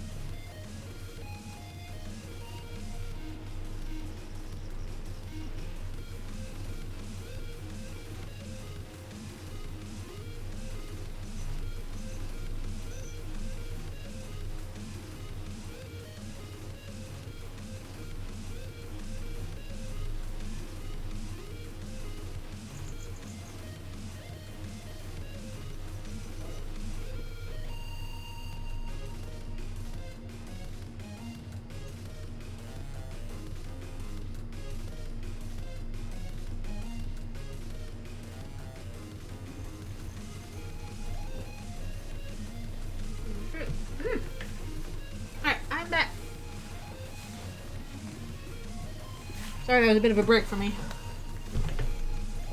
A bit of a wait, but I am back. Whew. We get back to it. Ah, yay! I'm excited to finish Undertale Yellow. There's some art for it too. Once I get to it, but I'm sure I'll cry.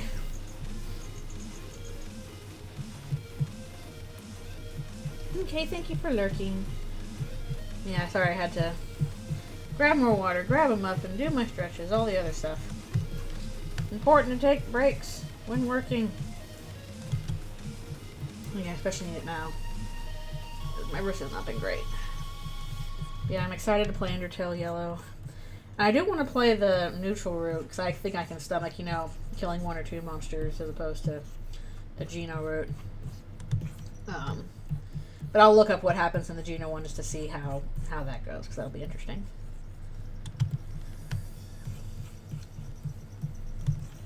But I'm excited to finish, even though I know I will cry. Because Clover is very cute. And I don't want them to die, but they're gonna die. It's gonna be sad. It's gonna be sad.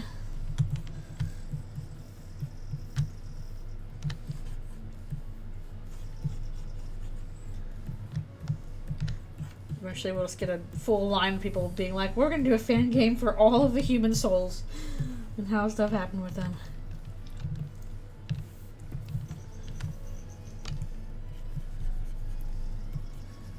Well, that problem with the earlier ones, you probably can't do anything with Flowey just because I don't think he'd be around for all of them. But I think they can, like, it's fair to totally stretch that with Undertale Yellow in terms of time limits. It's like, yeah, you can goof on with that. Like, I think that's acceptable. No reason to throw a fit about that. But if you're talking like the Cyan Soul, the first one, it's like, oh, that's a little tough to justify. Not that I'm sure people would try, but I think that would be a tougher one to do than the Yellow Soul.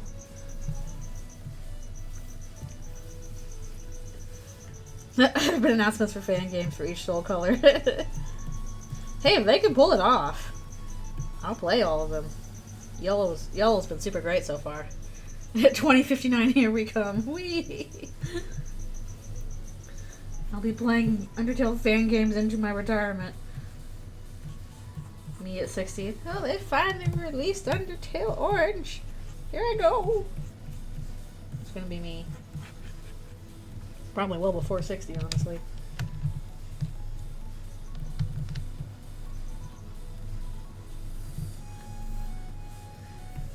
I mean, you could.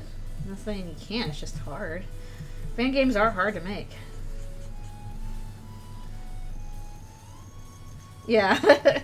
Yeah, you could just change the genre. It doesn't have to be a bullet hell RPG. It can just be like Cyan Soul's like, alright, I'm just gonna hang out. Now this is a management sim with Toriel. Nothing saying you can't do that. In fact, that'd be kind of cool if like the different souls like have different genres of games. Instead of doing bullet hell RPG, you just try something else with that particular human and all the other stuff. They don't have to get through the entire underground.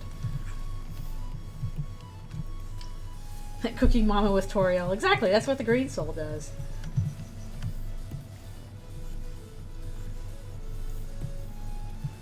The Green Soul's doing Cooking Mama with Toriel until it's like, we can't do any more recipes unless we find new ingredients and we have to leave the ruins to do that. But when we do, oh no.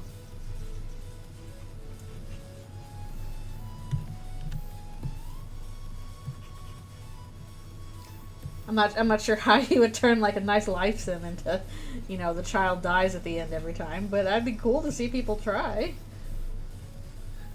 I'd be down for it. Yeah, a cooking crafting game. Do that with the Green Soul. Basic life sim with the Cyan Soul, because it doesn't seem like the Cyan Soul got that far. It looks like they... Honestly, it kind of looks like they died in the ruins, because that's where you find their stuff. Which would kind of suck. Since Toriel's there. Oh, no. How would that work? Because, like, the soul obviously got to Asgore somehow, and I don't think if they died in the ruins, then Toriel would give the soul to Asgore.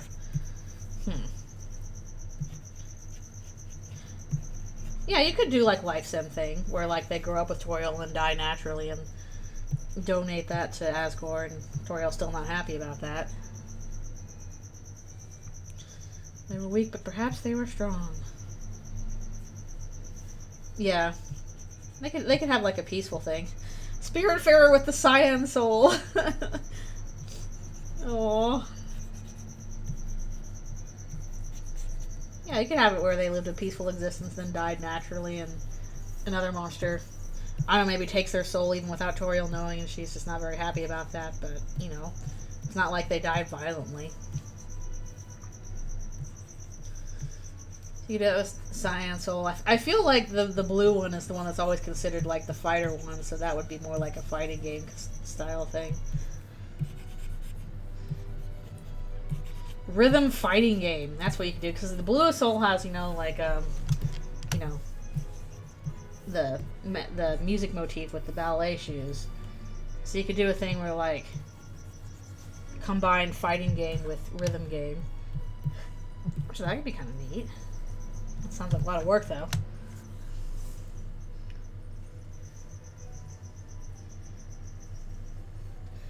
Yeah, you could do all kinds of neat things with different genres.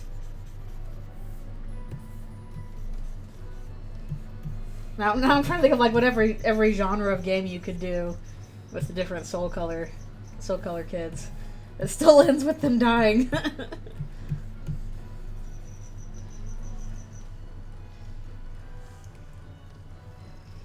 That is true. That is true. Part of what makes Asgore tragic is, you know, that he killed some kids. But at the same time, it's also like, it's implied that he didn't kill all of them, just that none of the kids got past him. So it's totally possible that other monsters killed the other kids and then brought their souls to Asgore because he's the one that said, I'm going to do that. He does still have that tragic system of like, oh no, I'm going to have to turn into an evil god and wage war against humanity because that's what I promised everybody I would do, even though I don't want to do that. So I'm not certainly trying. So you could have like another monster kill the kid and was like, hey, I did it. Probably not as often because it seems like the monsters are in general not as strong as the, you know, humans, but it could happen.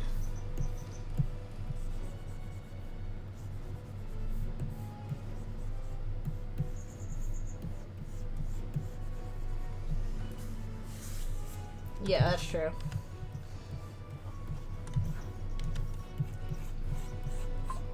Hey, appropriate music for working on Birdly.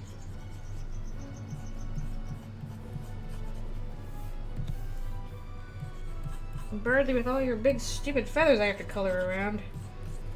Birdly! Birdly! Why are you this way, Birdly?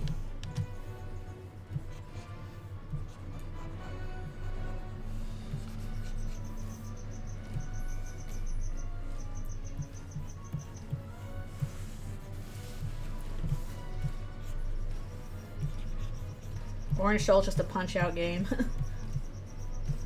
They use their fists. Asgore hater, no!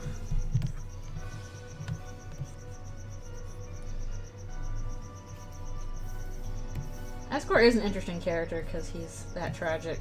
I feel like with Eldritchrune, I really need to figure out what I'm doing with him because I feel like I'm accidentally putting his characterization onto Toriel. I'm like, that's not correct. They have different characters. They would be doing this for different reasons.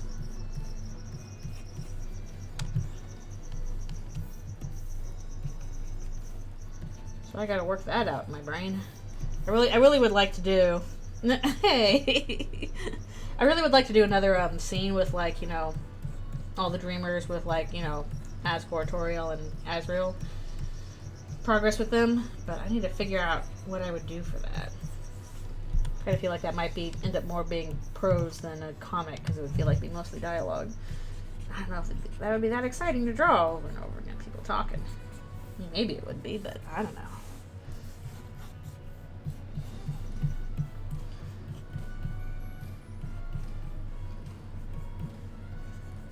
kind of wondering if I could like, can I put Undertale yellow characters into here as humans? Is that possible?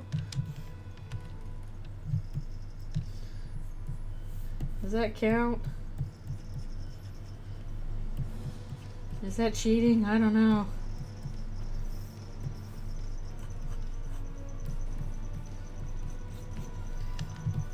What's going on? It's gonna be a pain. They're all like, so how did it go? Did you die horribly? Yes, I did.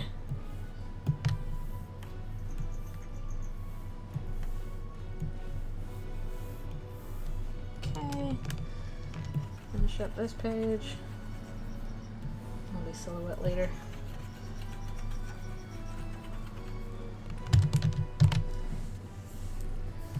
We're getting through the pages at least.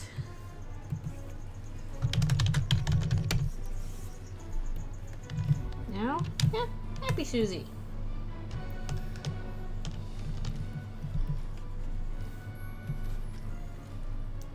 Susie is definitely fun to draw in this context.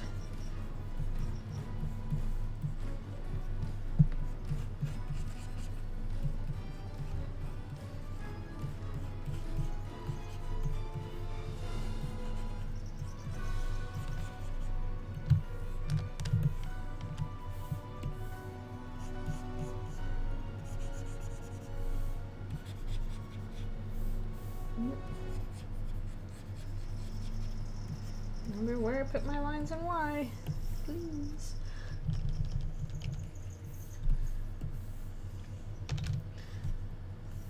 That's wrong. Yeah, I'd like to get my characterizations fairly right with that kind of stuff, but it is tough sometimes. I worry I'm doing it wrong.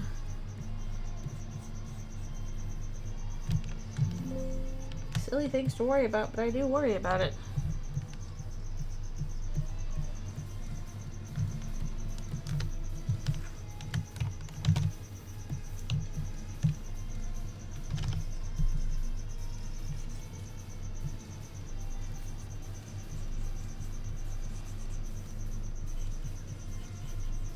Appropriate music for her too.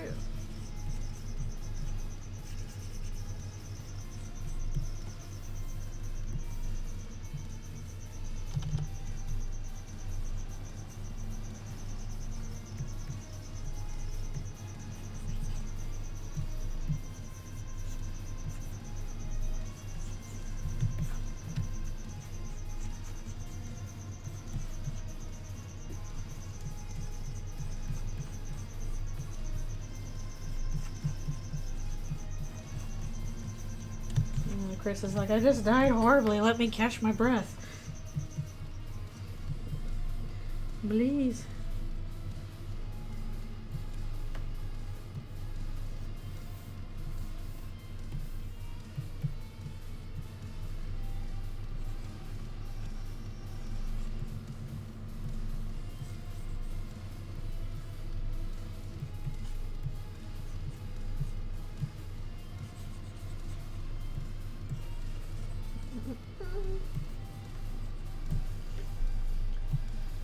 We're already on page 6. That's pretty good. If I'm lucky, I'll be able to finish all of the character fills for this last part. And we'll just have backgrounds and shading to do.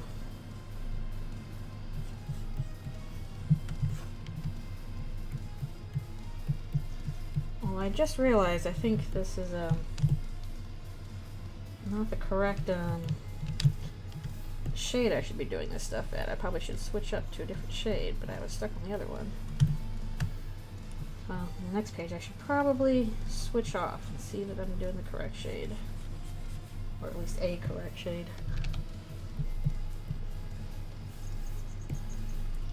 I gotta change on some of them, like Rouse and Chris tend to have different ones from the Beasts.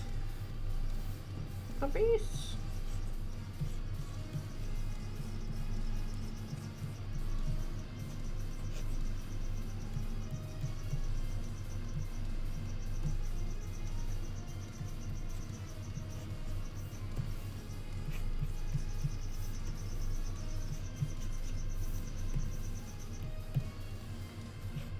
Susie, why is your tail so fluffy? It's so fluffy.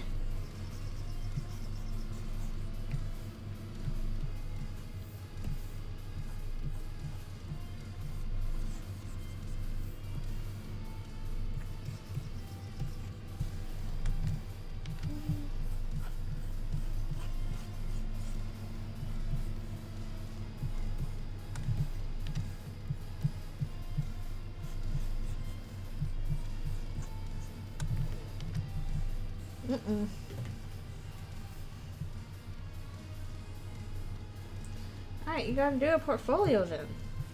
Pick out your pieces that you like the best. Put those first.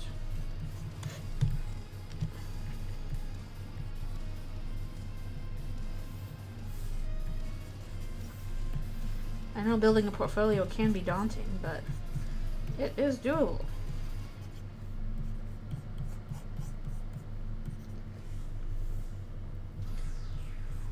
Yeah, I took my AP classes in junior year as well. They were very stressful. I only took, junior year I took AP US History and AP English. And I got a 5 on the AP English, but I only got a 2 on the History, so I didn't pass it, which kind of sucked. I thought I did well on it, but I did not do well enough. It was very difficult.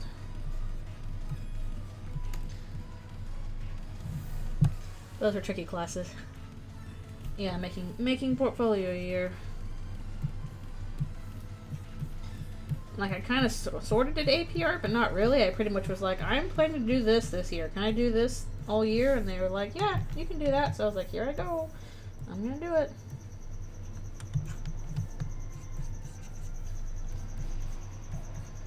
I'm like, sorry, I want to make a project. I'm going to spend all year on this project.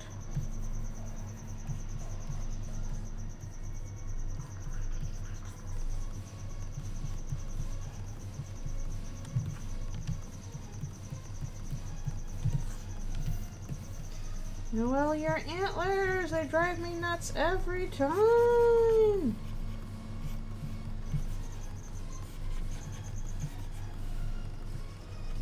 Your little spiky bits.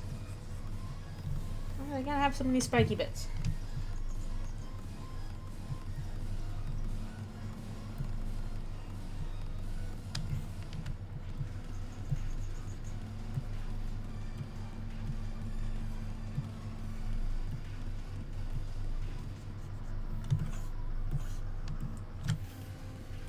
For portfolios, can you provide an explanation for the piece?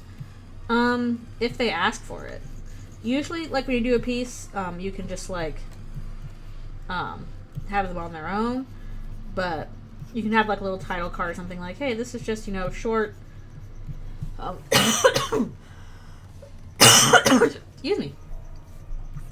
So a short little thing like, hey, here's a short humor scene. Here's something for drama. Just like if you explain it, keep it short and simple. You don't need to over-explain it. Like, here's a fan thing I did. Here's something I did based on a podcast or whatever. Like, just as much information as you think you need to get the point across, but don't have to go into like these deep explanations unless that's specifically what they ask for. Oh, my nose. My nose.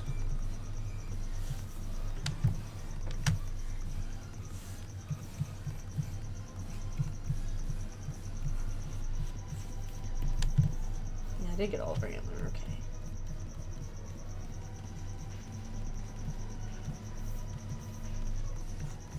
But yeah, something short to the point, then something doesn't take too long to read, basically, would be my suggestion.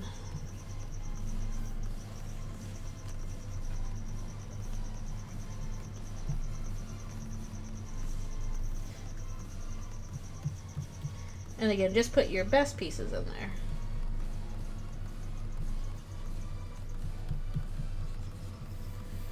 Yeah, you know, making portfolios can be very stressful on its own because you're like, I'm basically trying to sell my work or sell myself as an employee, and that's always a little like, ugh.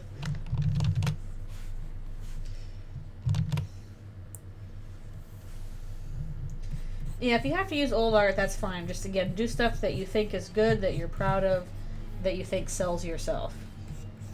It can be old or new. Variety is always good to have, if you have it as well.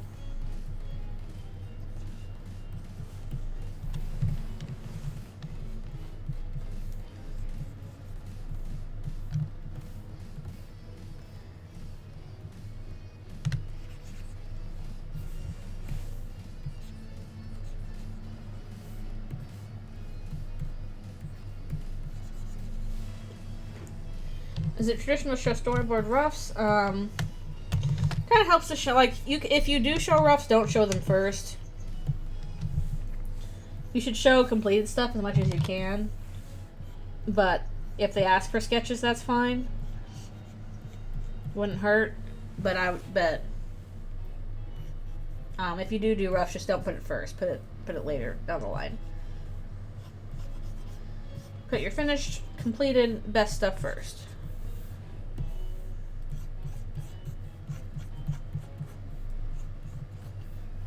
And then work your way down from there. And then you'll start off with that nice, strong impression of, hey, this is the best I can do. Here it is. But I think I had put roughs in my portfolio before.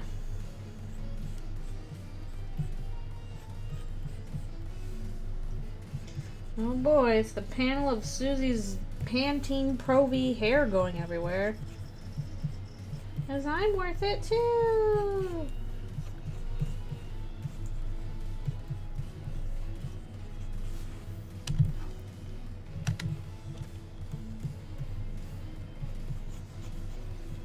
I'll never find enough shampoo for this. Probably should be a lot rattier than it actually is.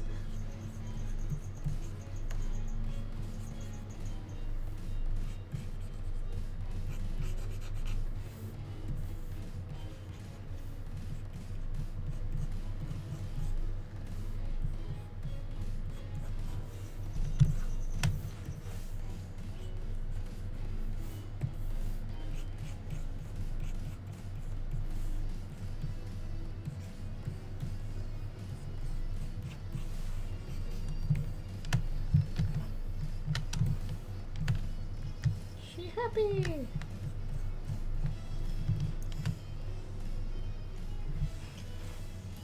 Well, it never hurts to get started on that now, because if you have the opportunity, then you should take it.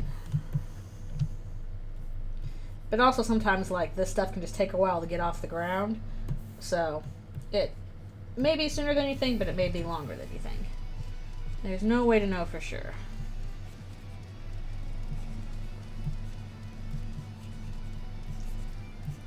If nothing else, it just helps to form those relationships with people, you know. That's very soon. I kind of worry they're underpaying them in that case. Please do not be underpaid. I'm not fond of that.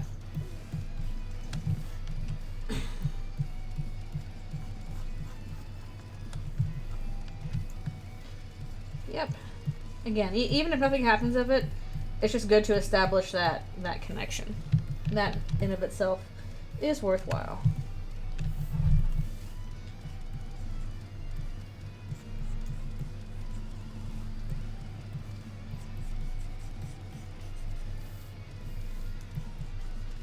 Happy Noel!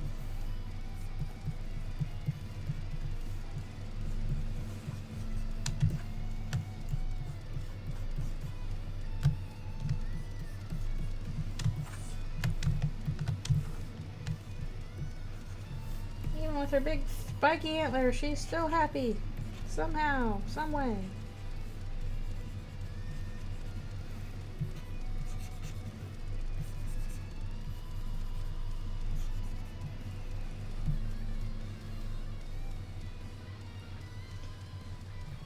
Deadlines are a scary thing, but there are ways. People will help you with that. Basically, you're not doing it by yourself. People are there to help you.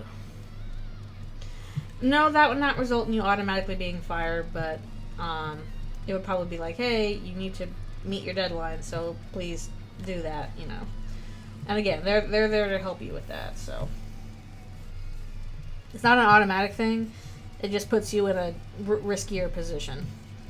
And it's good to avoid the risky position. Because more than anything else, with this kind of industry, you want to be seen as reliable. You want to be seen as somebody who's like, hey, I can come up, and I can do the work, and I can do the work well, and I can take direction, and I can get stuff in on time, because there's like, you know, tons of people down the pipeline depending on you. So if you establish yourself as somebody reliable, like, that is what's really valuable. More so than, you know, being even like the best artist or anything like that. The dependability is very valuable in this industry.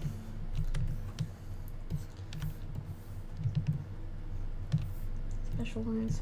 Alright, we'll fill that in later. Hello, hello. I hope it was good food. Susie will barbecue your food for you, whether you want to or not.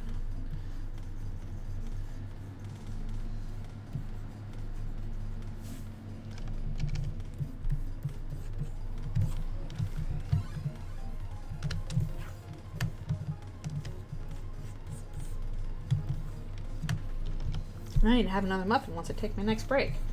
Whenever that will be. Yes, she can breathe fire. She hasn't been doing it much yet, but it's coming easier now.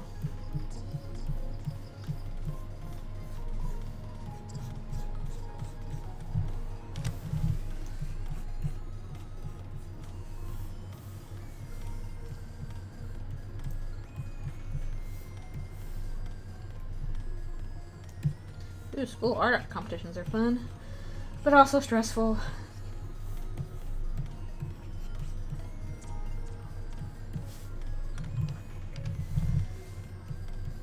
She go whoosh. Yeah, never hurts to have that too. Susie is basically a big dragon after all. She's gotta have some fire breathing.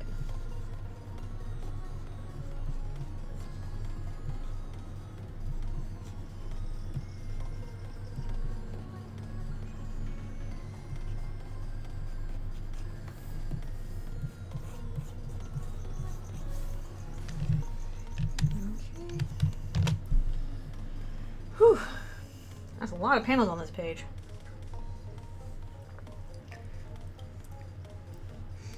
Aww. That does sound like a Shel Silverstein poem. I burned everything to a crisp, but I wanted it rare. No.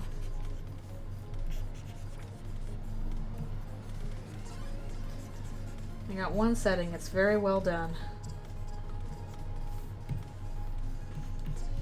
This meat is so well done, it's congratulations.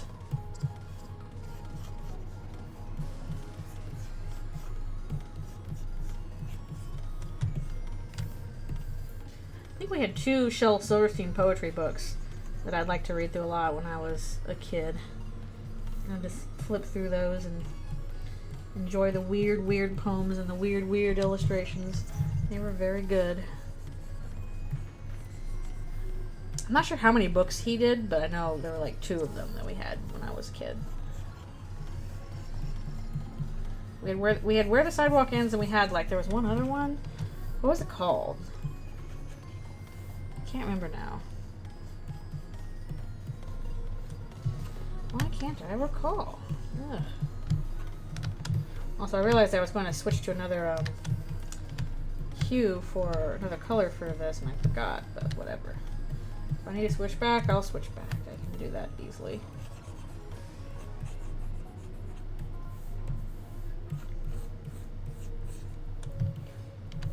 That's the power of clipping masks. Remember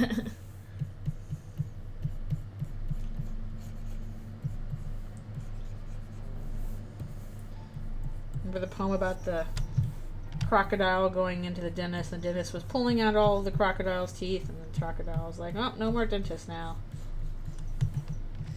Alright, thanks a bunch for coming to the stream. Appreciate you being here.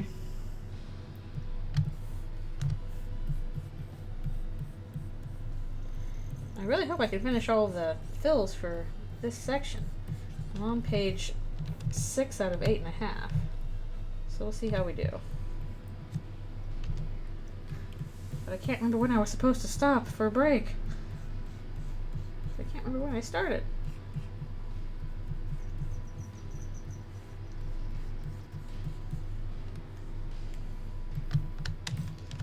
If that panel thing feels a little off.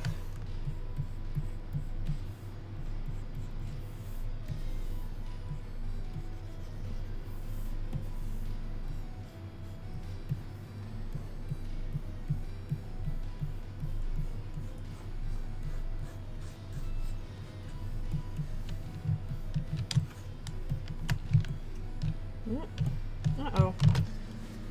Did the weird thing again. Alright, open that again. Where's 6? There it is.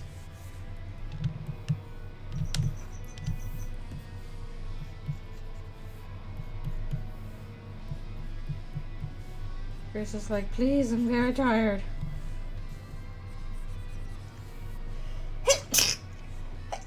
Really? Oh, excuse me.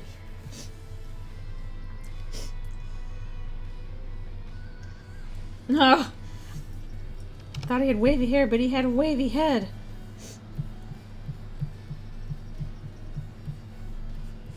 I'm pretty sure that you have a regular round head.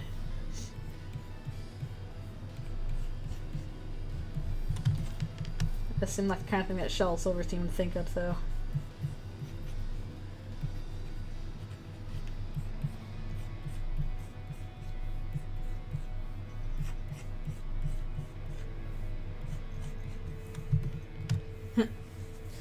You're sticking around longer! Yay!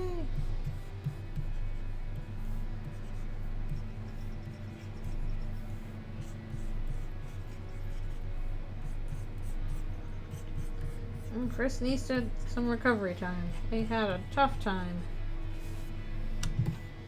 Yes, you will be staying longer. Ha ha ha ha! For more stream!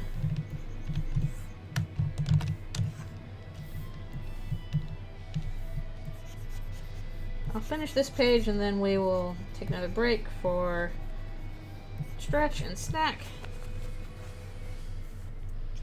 And that would be a freaky poem. Man, when I was a little kid, we had to do like a poem memorization thing. I don't know if it was for a competition or whatever, but my mom made me memorize a poem that was like 3 pages long. It was so long when I was a little kid. It felt like it took forever for me to memorize. And also, like, it wasn't like a nice, happy poem. It was a humor poem about a girl who, like, gets into a box of laxatives and thinks they're chocolate and eats them all. And then, you know, terrible things happen as a result. So it was like a humor poem. I can't remember what it was called. I just know that's what it was about. I'm like, Mom, why'd you make me memorize this weird, very long story humor poem about a girl who takes all these laxatives and has explosive diarrhea or something? What a weird time that was. How old was I? Yeah, like, it was supposed to be funny. Like, it was written like it was a funny poem, but in retrospect, I'm like, that's kind of a scary poem. Ugh. It was not Junji Ito. It was like a Shel Silverstein style poem. It was supposed to be funny, but like the premise is very unsettling.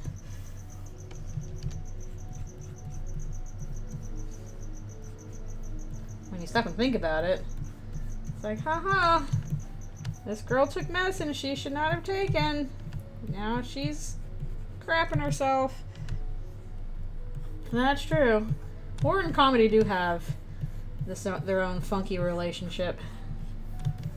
It's stuff that, you know, kind of makes us uncomfortable. That can be either very funny or very scary.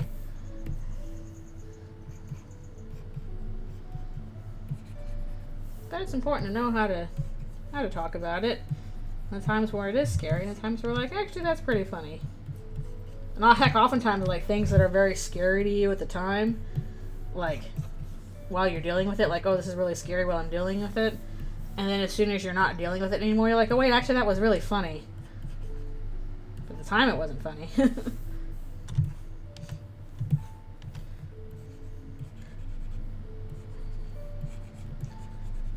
Time heals all wounds. Time turns all horrors into funnies.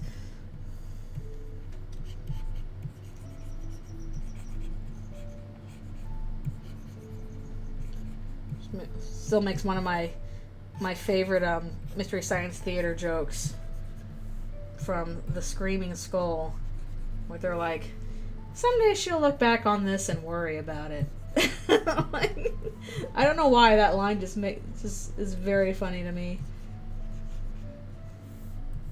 But sometimes it is like that. Sometimes you do not look back and laugh. Sometimes you look back and you're like, oh, what the heck was that? Oh.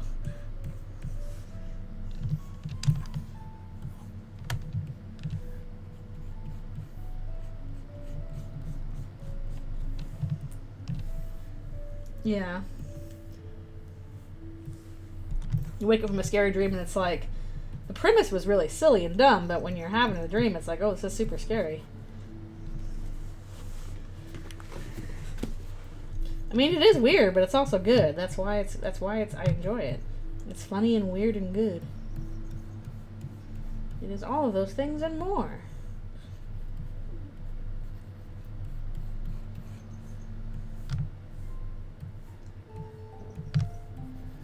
Okay. Almost done with this, and then I will take my break. Yeah. The Giving Tree is presented as this very nice story.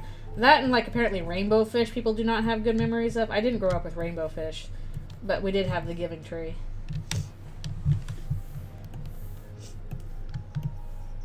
I think the story was supposed to encourage generosity, but it, oh, I forgot stuff there. But it's like, you shouldn't be generous to the point of destroying yourself. I'm sure it's the kind of thing that resonates almost more with parents than it does with kids. Oh man, where's the break? There it is. There's always a break.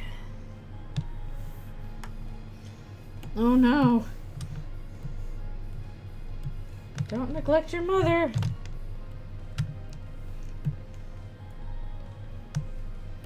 Yeah, that's a pretty unequal relationship.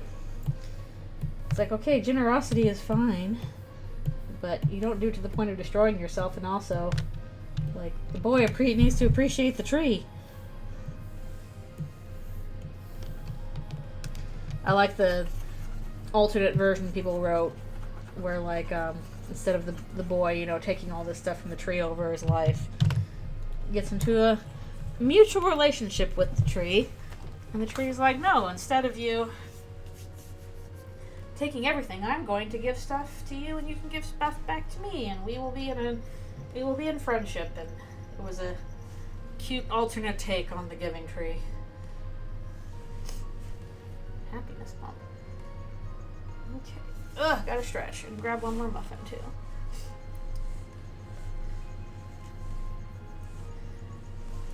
Yeah, I never read Rainbow Fish either. I think that has like a kind of a similar thing to the Giving Tree, where it's like the fish has all these really pretty scales, and all the other fish are jealous of the fish's pretty scales. So one by one, the fish gives all their scales to all the other fish, and now all the other fish have a little bit of prettiness, but the rainbow fish doesn't look nice anymore. I don't think that's how rainbow fish works. I don't think it automatically makes you gay. I think they just have the pretty scales in there because, you know, that makes the book look nice. You can print it with the nice little shiny paper in it.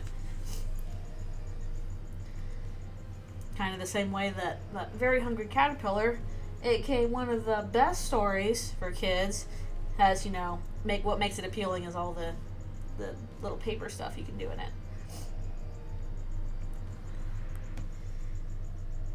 Very Hungry Caterpillar Supremacy.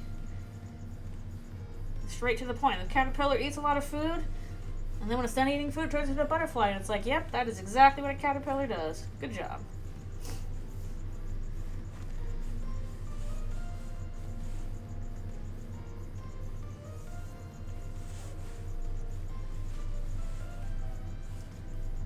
I think I mentioned this other caterpillar story I had to read once and do a bunch of art for that my grandma kind of commissioned me to do. Very different caterpillar story. Yeah, exactly. It's like both those books are like not just like giving your time or your skills or your, you know, your interests or possessions away. It's giving literally parts of your body away. And it's like, Alright, be right back for one more stretch and stuff.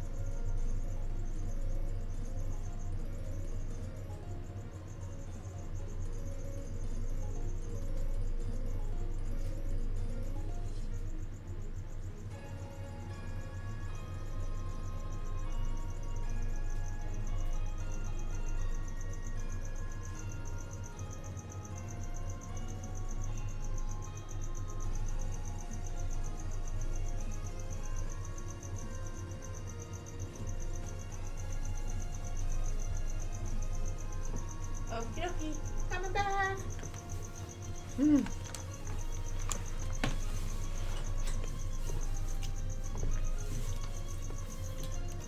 Whew, okay, back to its 402. Whew. Yeah, we had Very Hungry Caterpillar and Brown Bear, What Do You See? Which are both very good books. Also, we had these books, let's see, what's this? What's that, Lair? Lair, what are you? What are you, Lair? Are you anything? Oh, you're that. Okay. It wasn't marked. We also had these books by, who was, I think it was Graham Bass, and he did these absolutely lavish, insane, beautifully painted illustrations for children's books. We had The 11th Hour, which was a mystery whodunit book. And the thing is with that book is that you had to read the book and guess who done it. And you would try and look at all the clues in the paintings and the illustrations and guess who done it. In this case, it wasn't like kill the person. It was like who ate the feast. Somebody ate the feast that was prepared for all the animals for the 11th hour. And so you had to guess who did it. And there was a big sealed thing in the back when it's like, don't break the seal until you know who done it. And eventually one day, we kept trying to guess, which guest was the one that ate all the feast. And finally, like, our whole family gathered around. It's like, okay, we're gonna try and break the seal and see if we can see who was the one that did it. And they told it. It wasn't like some kind of trick. It was like, yeah, it really got your brain thinking. They told it. It was like, it was this person. This was how they did it. Here are the clues you should have looked for the entire time. And it's like, oh, I didn't even notice that. And if I had looked at that and paid close attention, I would have noticed. So it was really cool. It wasn't like a trick. It was like, hey, this is a mystery you can solve if you have good enough observation skills. So that was a very cool book that Graham Base did. And then he also did Animalia, which was basically just like an alphabet book with animals. Oh, sorry. And then we also eventually got his newest book, which was The Sign of the Seahorse. And it was an underwater book about kind of a... It was very interesting. I really like Sign of the Seahorse. Yes, I would like a Spiritfarer art book. That sounds lovely. Because I love the art in Spiritfarer. I would like that. Yeah, I would recommend... I don't know where you can find these anymore. But yeah, we had those when I was growing up. I think it was called Graham Base was the one that did the illustrations and the writing for it. And the books I remember him doing were Animalia, The 11th Hour, and The Sign of the Seahorse. Which, again, these absolutely gorgeous illustrations of animal characters in various stories. Like, they are so elaborate.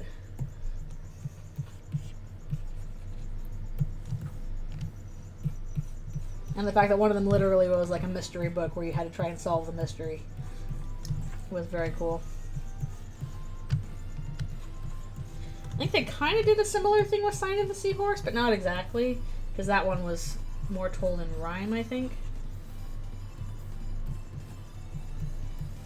Oh, I wish I still had those books. I think they're in my parents' house if they still have them. They might have given them away or something, because they are kids' books, but they're just very fancy, gorgeously illustrated, nice kids' books.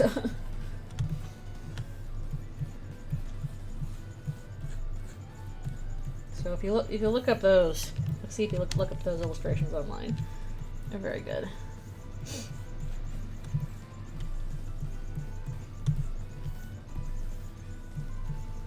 Chris, Adland, get out of here.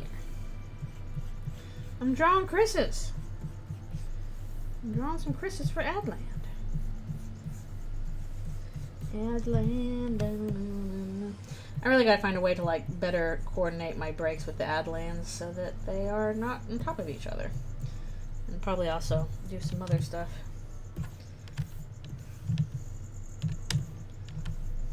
Ooh, cool. Stickers and postcards. That's cool.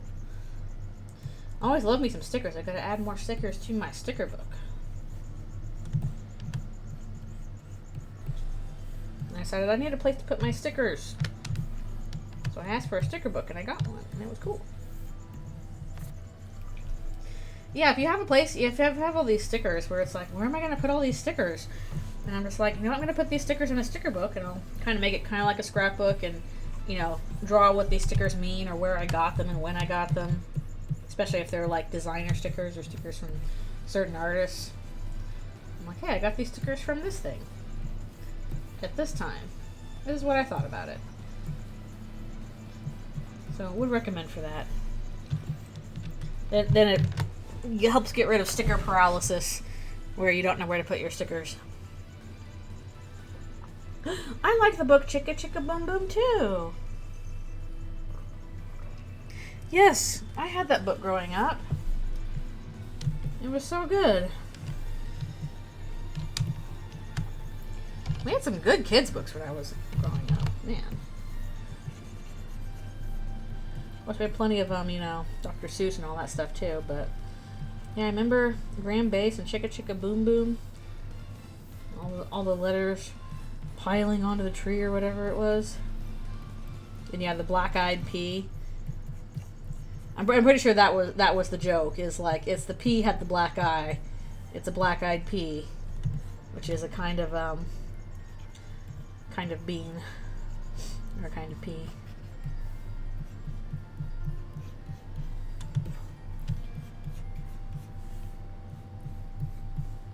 Good stuff.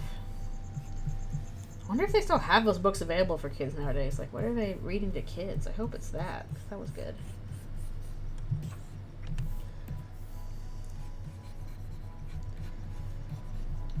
The 90s were cruddy, but we had some good kids books that were cute.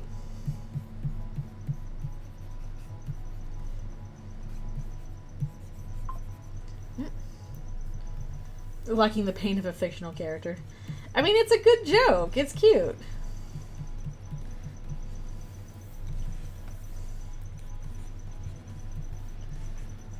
And also, like, it's not an actual person, it's a letter, so it's okay if it's like, oh, they got injured, but it, like, it's for a pun. It's funny.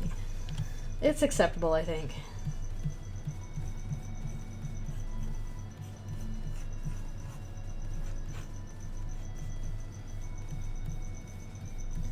Black Eyed Peas. Pretty sure that was a band, too.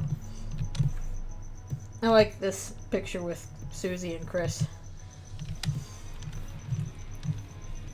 He gives him a big clap on the face.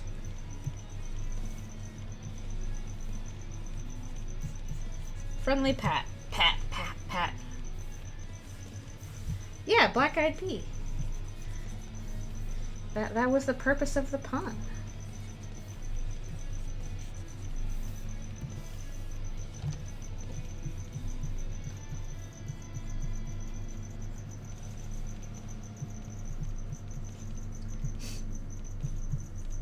But I guess when you're a kid, you don't necessarily pick up on that. You may not have heard that before.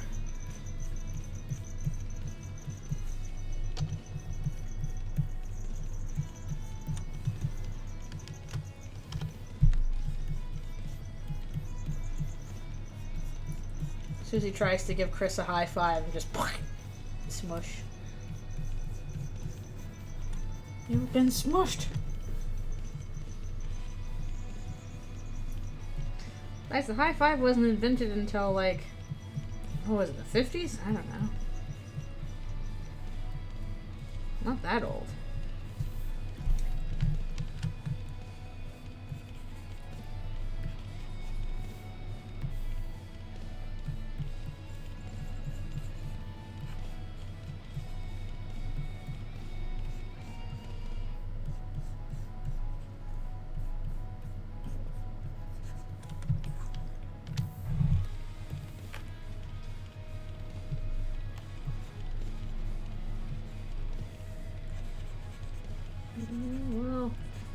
Little pokies around.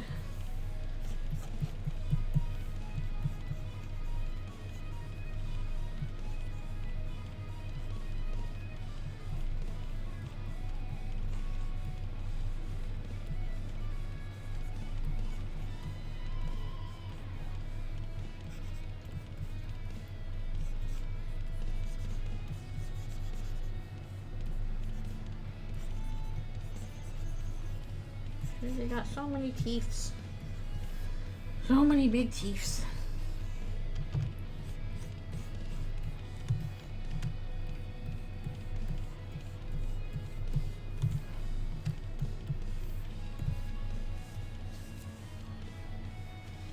Oh yeah, I think I remember something like that with Astrid.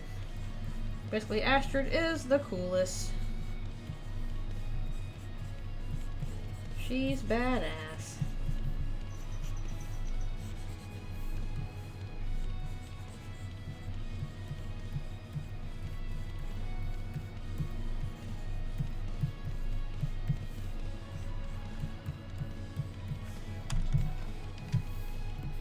I kind of feel like Susie's paw is too big here in this part, but yeah, oh well. I'll make it work. Paw or claw? La claw. Astrid was the lynx. Summer was the snake.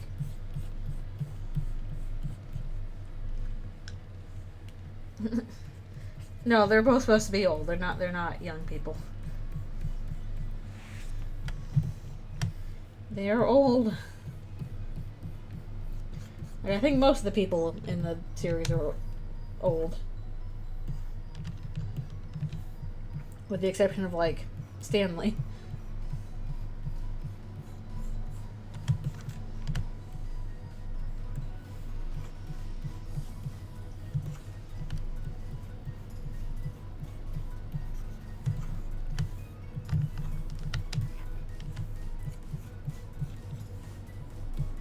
Got everything with this one. Yeah, I would rather the dead spirits be old than little kids or teenagers. Well, apparently Buck was a teenager, which blows my mind.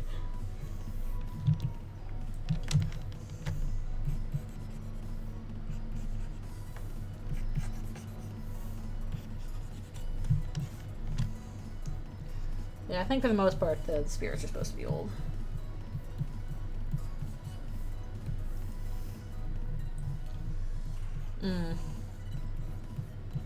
Okay, so he's a young adult. Yeah. Which makes me worry about Stanley then. Good grief.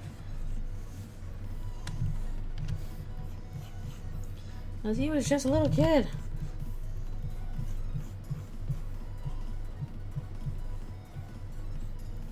I really did like Buck though. Buck was super good.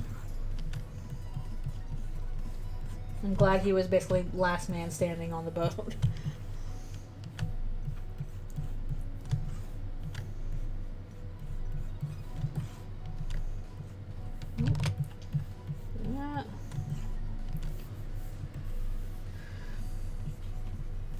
Well, it also makes me wonder about Elena though, because she was a very harsh character.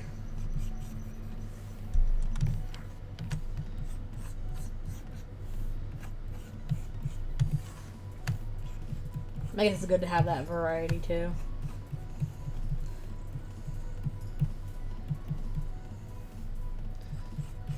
Okay.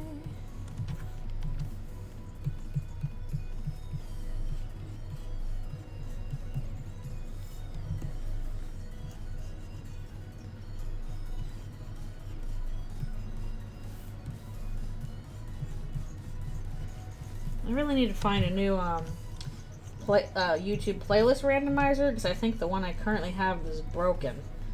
And I can't do anything new with it. It won't randomize again. So I need to find a new one. So I like having that randomizer, because the YouTube randomizer is just crap, but it's hard to find a good one.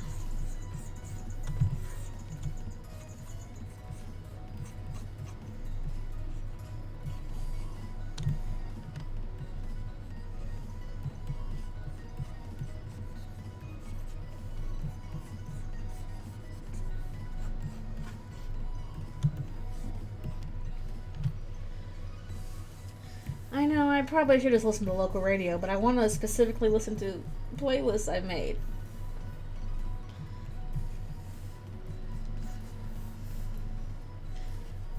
I'm not super fond of Spotify either. Never really managed to get into it, at least not yet.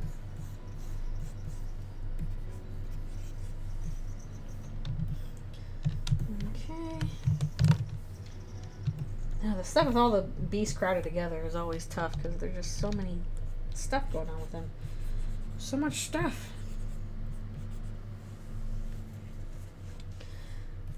Okay, I guess the issue is not that I don't know how to make random playlists.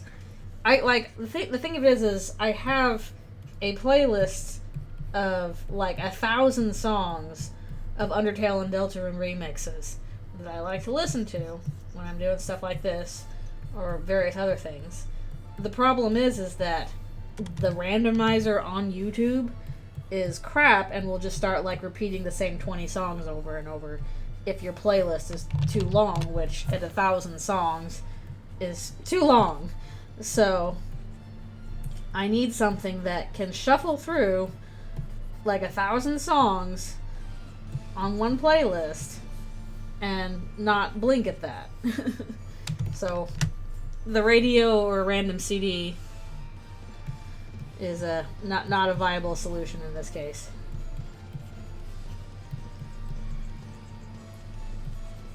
Like Like, I know YouTube has a randomizer, but that's not very well maintained, so it just stops working after the playlists get too big.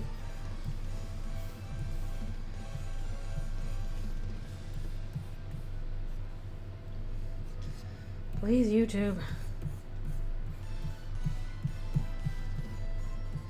I guess you figure there would have to be a pretty simple code to implement, but apparently not. Everybody got spiky feet here. There are spikies everywhere.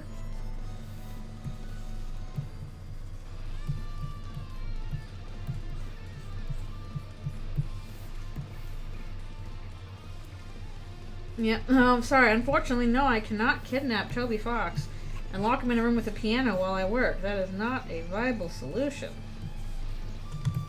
Also, he'd hurt his wrist. Again, I don't want to do that. I don't know how much that sucks. It super sucks. No, I'm not going to kidnap Toby Fox. That's mean. I want him to finish Eldritchrune. He can't do that if I kidnap him. And also, it's mean and probably illegal.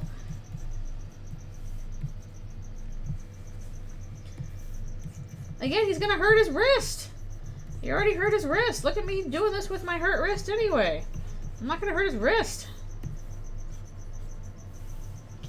Modern problems require modern solutions.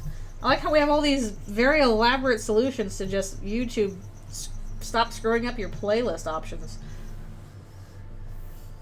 Okay, speaking from experience, you need a lot more than stress balls and compression gloves. You need physical therapy. And to not aggravate it by overworking yourself again. Something I am kind of struggling with these last 2 weeks.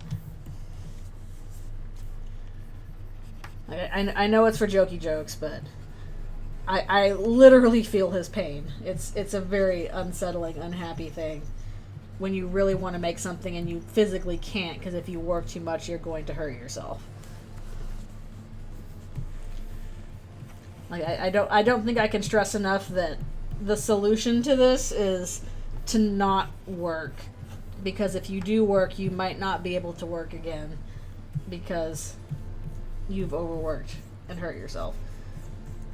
So yeah, it's hard because I really want to work on this stuff. I want to work on this, and I have to do my job too, and all that stuff. And it's been really hard this past week because my wrist has really not been behaving. So yeah, when Toby was talking about, I couldn't work for a while because my wrist hurt so bad, and I had to, find all these different solutions to do stuff. I feel that pain. Literally, that is a very, very scary feeling when the thing that you love doing hurts you to do. Like, it sucks so bad. And so the people that are like, why is this next chapter's coming? I'm like, shut up. Please. You're going to have to learn to wait for those, or you might not get them at all. I am glad that he has a team working on it now, and also has a producer and stuff like that. That's really helpful, I think. But yeah, it's this super sucky thing where you really want to make all this stuff, and you're encouraged to put it out as much as possible, but your body just will not let you. It's annoying.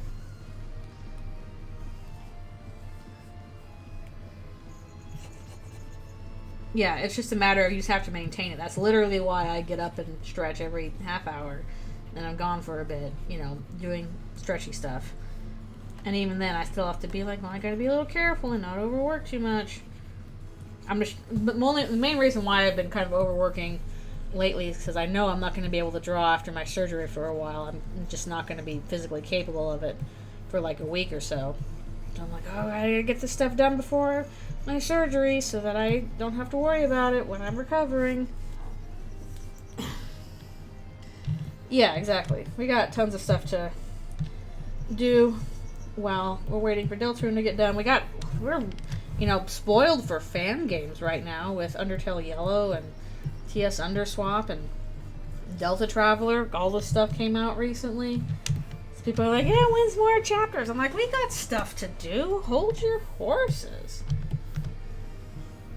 We got plenty of stuff to do. I'm working on this comic. Reading that manga from the 2000s. Thank you. I hope recovery goes quickly too. I hope it all goes smoothly. It's a little nerve-wracking, but I imagine it'll go okay. I will have people here to help me out, so I won't be doing everything by myself. But yeah, I'll try my best to take it easy. I don't expect drawing is something I'll be able to do during the time I'm recovering. So that's why I took a few weeks off of work. And they said okay.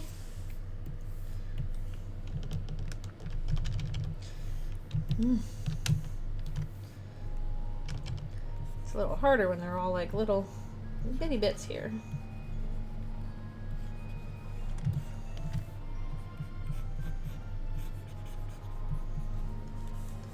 I don't think Alpheus could cook a meal if she tried. She'd be like, I'm just gonna sit here and watch you. Like, if I can cuddle her, that'll be enough. That'll be enough for me. I do want to try and play Undertale with my mom while she's here. When else am I going to get the chance to share that? But I hope we can be able to play it. I am willing to give up my True Pacifist, all yellow credits, extra enemies run to play again with people I care about.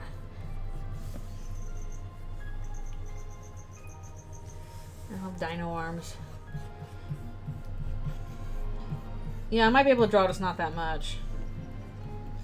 I'm not sure how much like T-Rex arms I'll have, or for how long those will last. But I imagine I just won't be able to draw a lot quickly, so I'm not going to try. I'll probably just mostly sit around being a lump.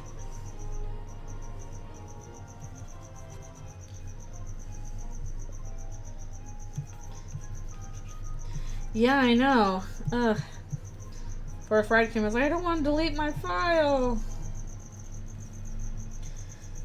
I guess I can always do it again. I'm the kind of person that's like, no, I left them happy. If I start the game over, they're gonna not be happy again. It'll be my fault. No.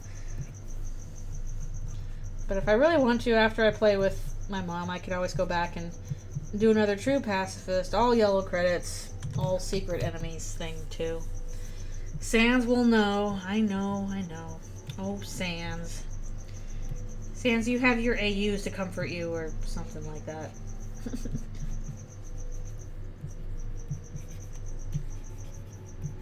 At least I've never done a Gina run and never will. Yeah, the one I had, the file I have now, I even have Art Club. I got So Sorry. I got Glide and So Sorry. I got them both. Glide is hard. Good grief. And every time you lose to Glide, you have to go and walk around that room for like another 3 or 4 minutes again. And I don't typically reset the clock on my computer or anything for Art Club. So, yeah, I literally waited until October 10th, 8 p.m. before I went to Art Club. I did it as you were supposed to do it.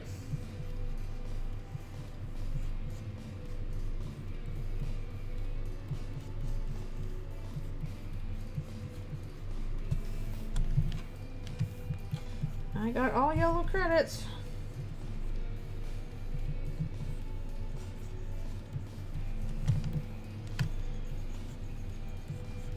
Susie's traipsing away. Woo!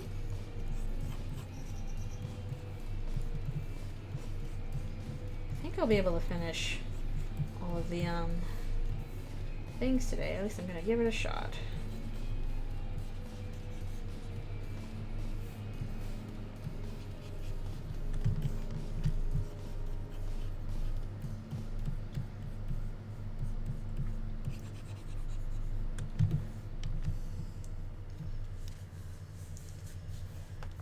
Yeah, that's such a dumb controversy.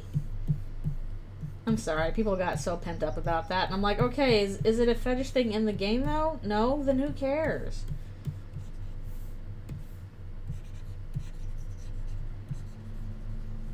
Definitely no weirder than, you know, official stuff that's in the game, so people are just being silly about that, I think. Like, yeah, it's fine to be uncomfortable about that, but they're acting like this big scandal, and it's like, it's not really, no.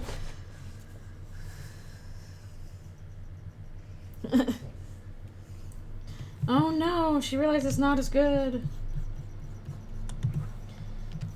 That would be scandalous. I don't think I like Mew Mew Kissy Cutie as much. Gasp!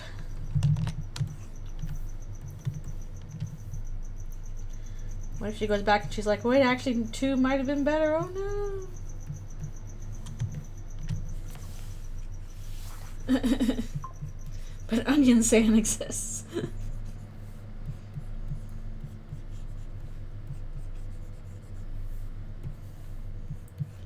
Basically, my thing with So Sorry is, like, I do not care if the creator had him as, like, a fetish character or whatever. Like, if that had shown up in the game itself, would have been like, oh, that was not a good choice. Why would you do that? Don't do that, please. But, like, it doesn't, so I do not care. Onion Sand makes the one Steven Universe face. What am I suddenly picturing? I think we're gonna have to kill this guy, Onion Sand. Damn. I don't even know who would be talking to it.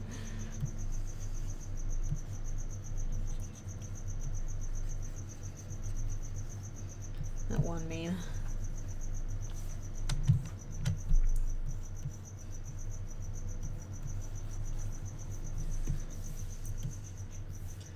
I like how even Toby's like, I don't remember why I put Onion Sand in here.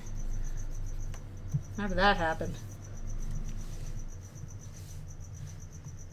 How about a balanced breakfast? What? My thing went away. My music's. Reload. That was weird. It suddenly went kabork.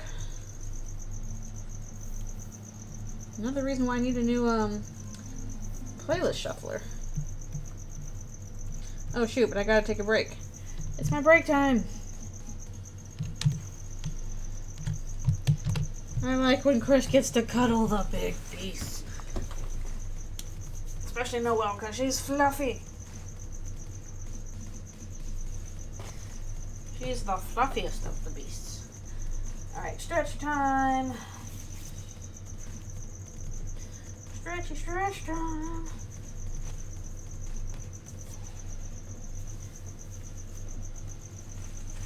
Balanced breakfast. I really need to see Steven Universe Future. I've seen all of Steven Universe except for Future. And I don't know why I haven't sat down and watched it yet, because I'm sure I would like it. But I just haven't gotten to it yet. Oh no. Let Alphys have good anime friends. She needs them. Though I like how in Eldritchrune she's kind of less into anime and more into, like, Western cartoons. Like, The Simpsons.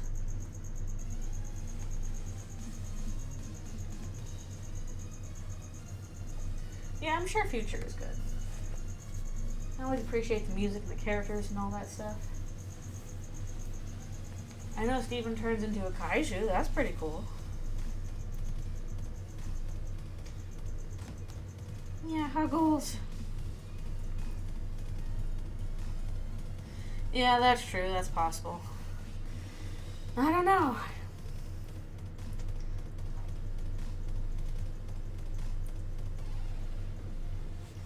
I mean, I know the series ended, so it's not like I'm holding off on that part. I don't know. Just weird. I'm just weird about it. I know I need to watch it sometime. Excuse me.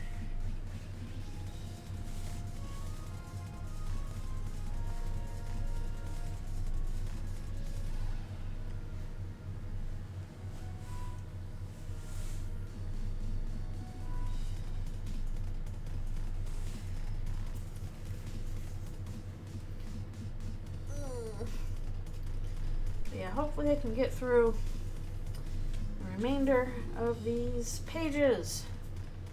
So I only have this and like another half page to do. Be right back for one more stuff.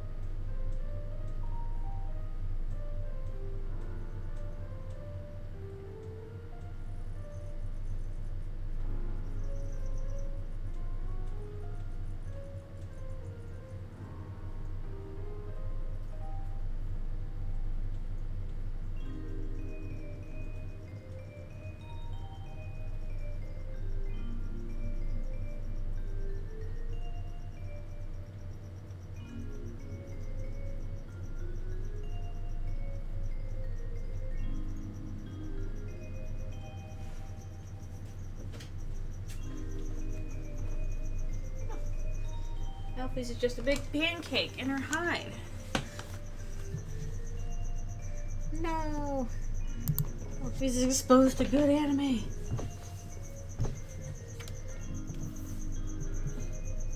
Then what will she do? Alright, back to these guys. Yeah. And we'll see how far we can get here with them. She's such a pancake. She is. It's so funny. She just goes splat. She looks like triangle, then pancake, and then a long triangle for tail. I just wish she would poop like she's supposed to. It's a pain in the butt getting her to go sometimes. I hope she goes tomorrow. Adland. It's back. Once again. Okay. Let's see how fast we can get through these final parts.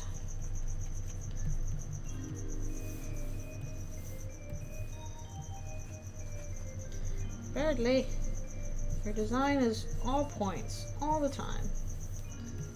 So much pointy.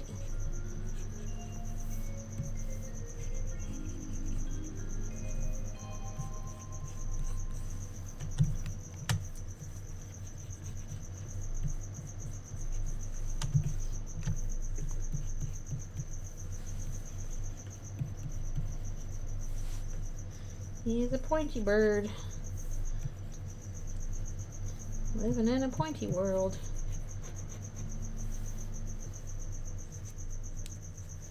No! Jackie. Poor Jackie. He's having a tough time as it is.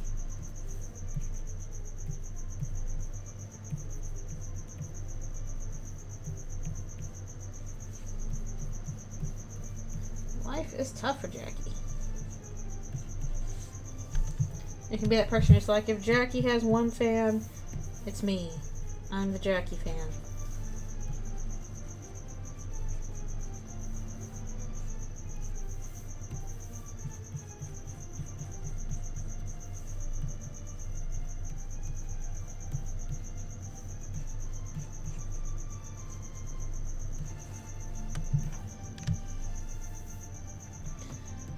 I don't know. I guess some people, maybe for some people, Jackie hits a little close to home. You have that person who, is really struggling, and they're like, oh,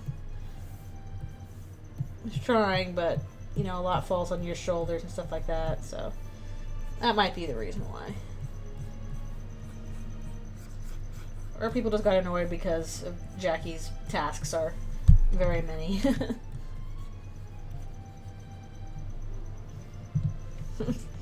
Can make all the Jackie content.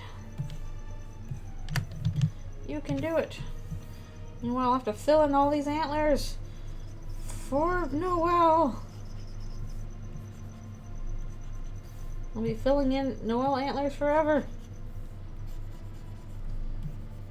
Catch me here 20 years from now and I'll be like, well, still working on these antlers. Gotta get them done. Yeah, he does lengthen the game by quite a bit. And he has a lot of tasks. Even when I was doing that, I was like, oh, sheesh, another thing? Jackie, please!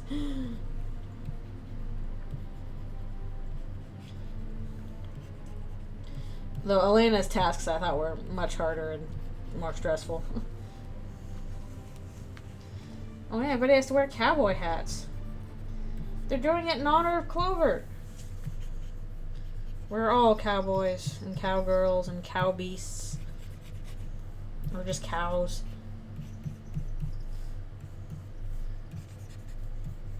Like that one comic where Starlo is asking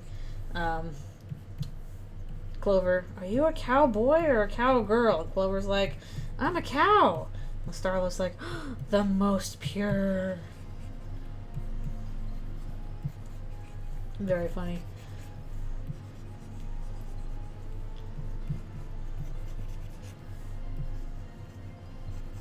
And Starlo's into all this, like, you know, Wild West cosplay and all the other monsters. Like, you know what? This is probably make-believe for humans, too. I don't think they really do Wild West stuff like this, either. And then Clover rolls up to town with their cowboy hat and their gun and their little outfit.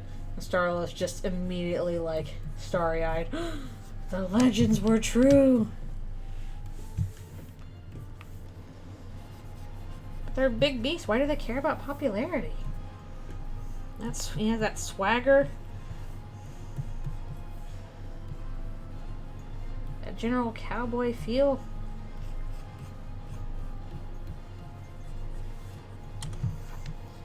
Cowboys are back in, baby. It's Woody theory or whatever it is.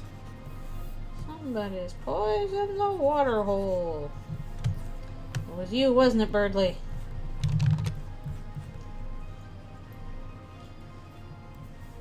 Even big eldritch beasts care about popularity? There's no escaping it. Oh no. We are beyond human comprehension, and yet, we really like your little cowboy hats. We want them. We want your cowboy hats. And your little vests and your little spurs. Hello, hello, thank you for the raid. Thank you for coming. We are filling this in with Noel. We gotta finish this section. The pages are so close. We think these hats are neat. I wonder if we actually will get a Western section in Chapter 3, or if it truly has been canceled. What will the answer be?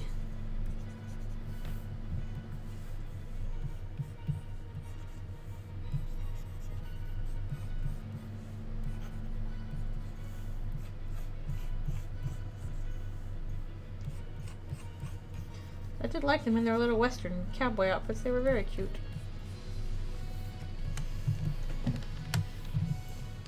Well, now we're in more medieval ones.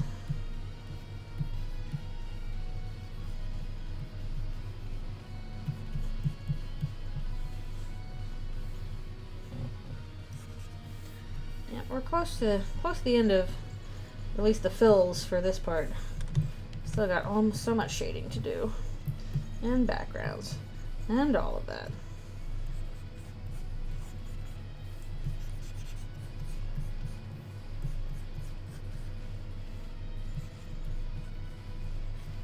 And all of that nonsense.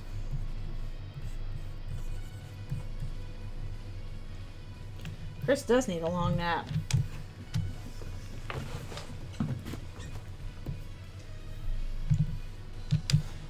Pretty much, yeah, I do need a long nap. I was walking through guts for days. I got digested. I had to fight a parasite and I died, and it was hard, and now I'm tired.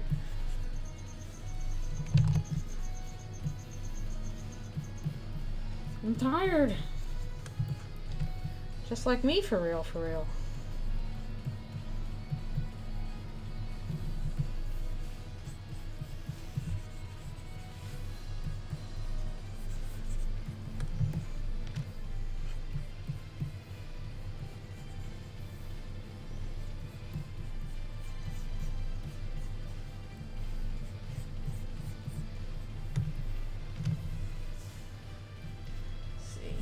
Am I doing this right? I hope so. I hope so. Yeah, once you get to the end of a disc in a game, usually it's a good place to stop. Man, remember the days of multi-disc games? That's nuts. How do they do that?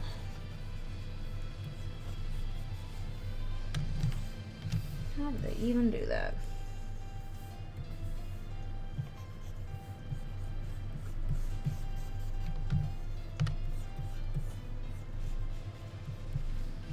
I think what I might do with this is, yeah, I'll do this in the next page. The next page is like a half page, and then we'll call it an evening for this.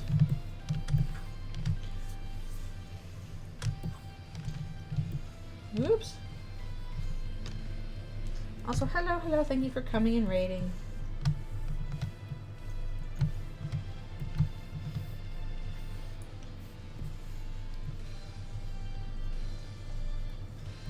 Problem is, all these pointy bits take forever to draw around.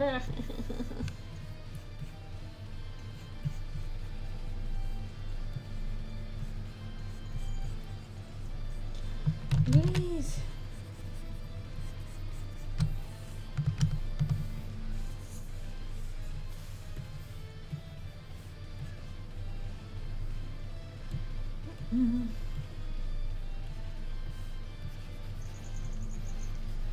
Let's forget cute moments with Noelle.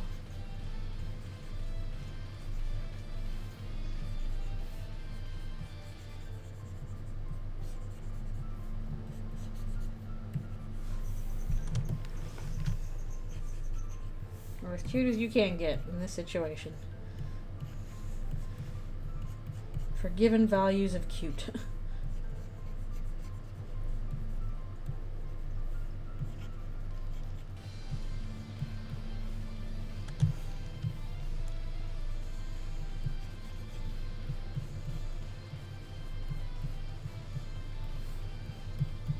Going in for the snuggle.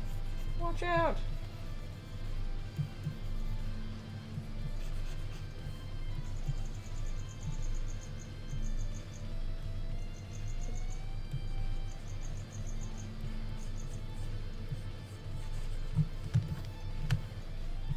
Exactly, just depends on the circumstance.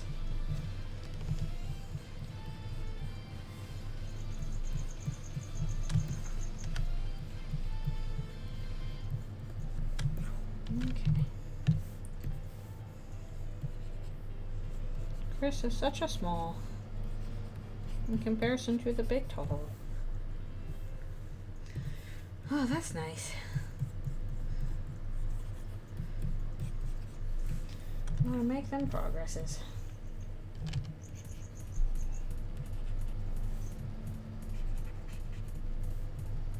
No. Watch out, it'll get cuter.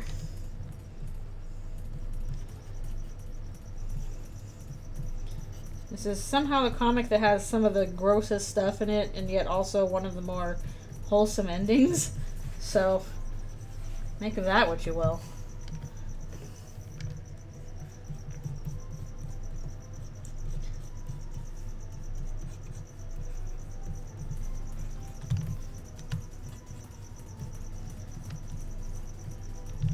Okay, that.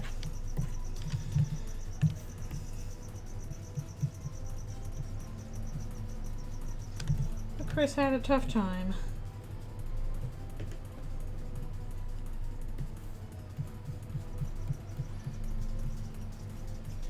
Nice, nice.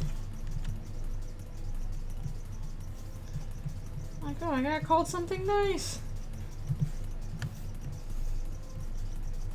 Especially after their last conversation was a lot more fraught.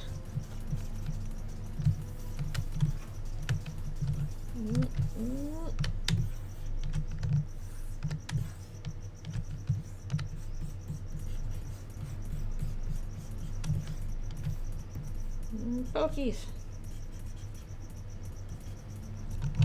Shoot. Spiky bits. Yeah, it's nice to not have to worry too much about sequential order, and you just kind of, I want to do this scene. I'm going to do it. But holy moly, this is the longest one I've done so far. And it's just taking its sweet time getting done, it feels like. At least that's what it feels like, but it's probably not as long as I think, but it feels long to me. Yeah, it feels long.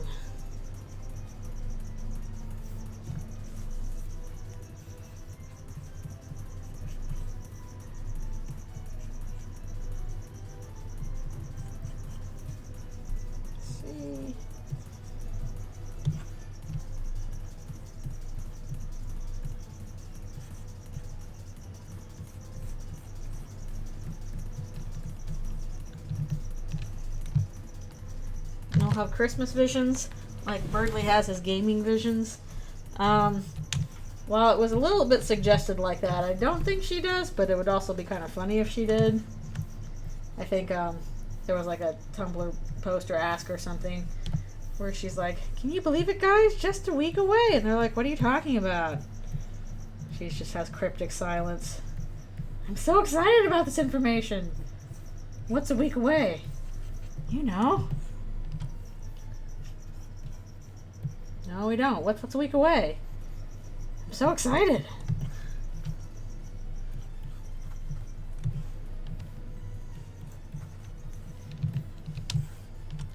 That's some cuteness.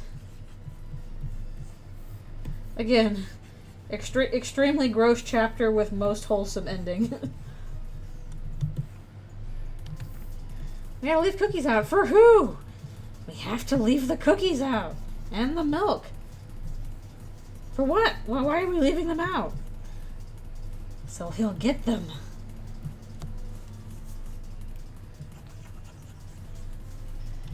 Okay, I think that's everything on this page, hopefully. For lucky.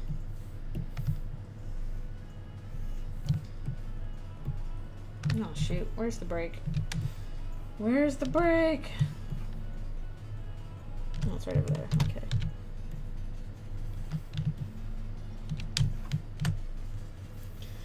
Yeah, I'll get to Delta Traveler eventually, but I did want to wait until it was finished before I get to it, which I know might be a bit of a wait, but I'm willing to wait that long. I would like to get the full experience of all of it together.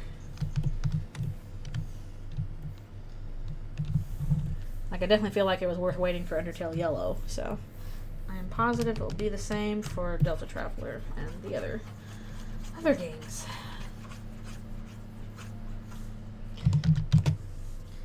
Yeah. Okay. Last one. Hopefully we can just blaze through this real quick and then we'll be done for the evening.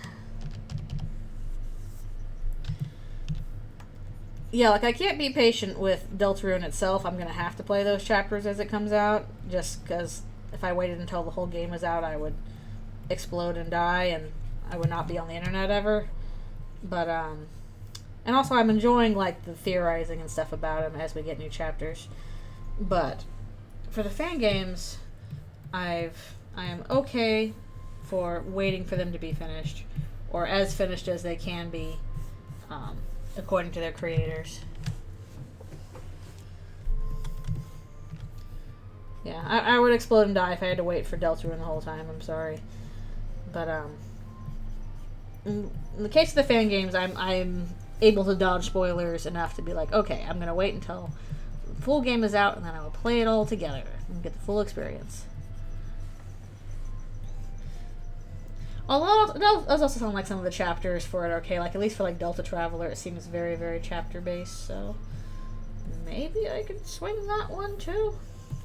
But, like, TS Underswap seems like it's, because it's supposed to be, like, a full Eldritchrune game, I'd like to have the whole thing out to play before I do that one. But we'll see how it goes. Yeah, it's like I have to play Front Kill Yellow. But yeah, like I was saying earlier, like, we're pretty spoiled for good fan games recently. A lot of good stuff has come out. So instead of people bugging Toby about when's the next chapters, I don't know, go play some fan games. Go write some fanfic. Go do some art.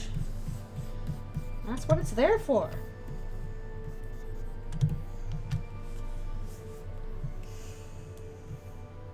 Oh, that sounds fun. Burger bar. Get you some burgers and drinks and drag, and that sounds like a good time. Sounds like fun. Okay. Ugh. The sooner I don't have to paint around all of her little antler bits, the better.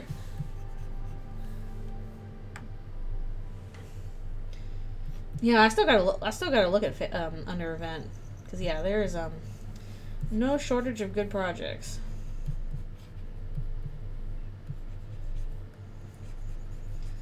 But people in the fandom are spoiled for choice right now. There's plenty of good stuff to do while waiting for more chapters.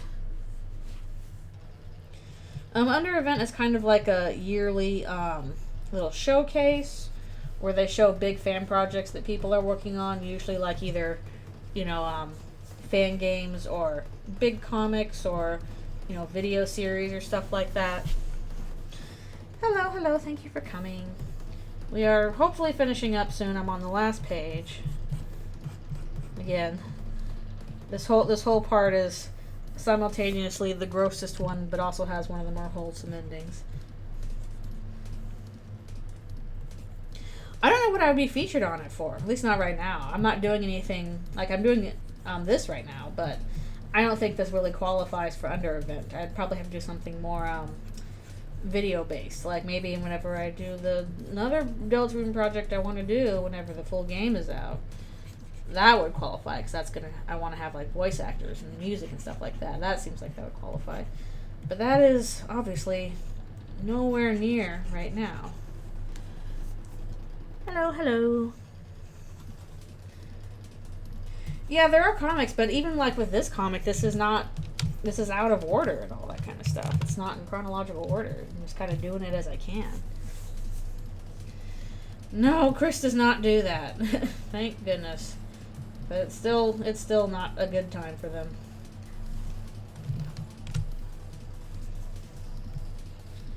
Other soul colors.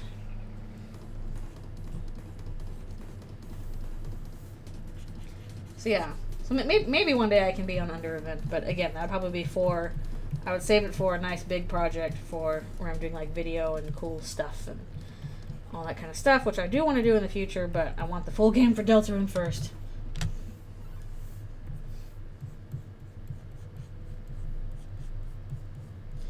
We were just talking about that earlier because I was talking about a poem I had to memorize when I was a kid. For reasons. I'm not even sure what the reasons were, but there were reasons. Or something.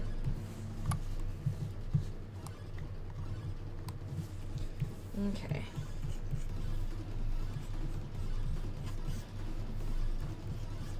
I'm just looking back and I'm like, what were the reasons for it? Why did I have to do that?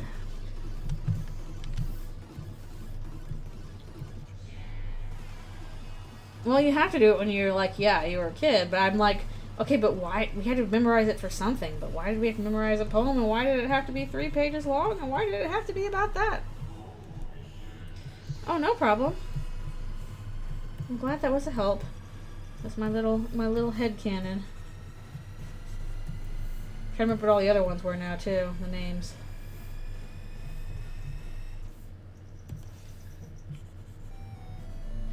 Chris gets to ride giant deer. Wish that were me.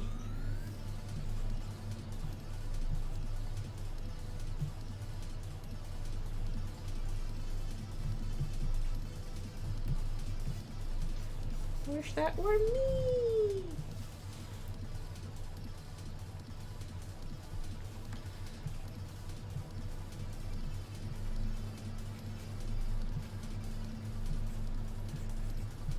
Justice for Clover. I'm glad when I'm done with these All these pointy bits on your stupid antlers. No, well, I have nobody to blame but myself.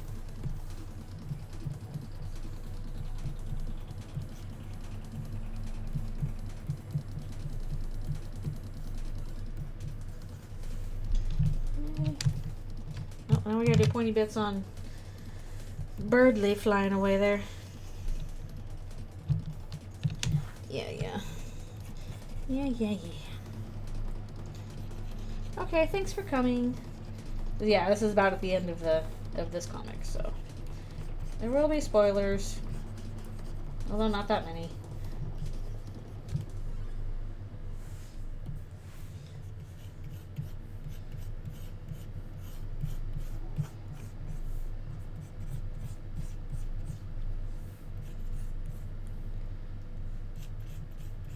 I feel like Islira's crowning moment was the two goats screaming at each other scene. I liked how that one came out.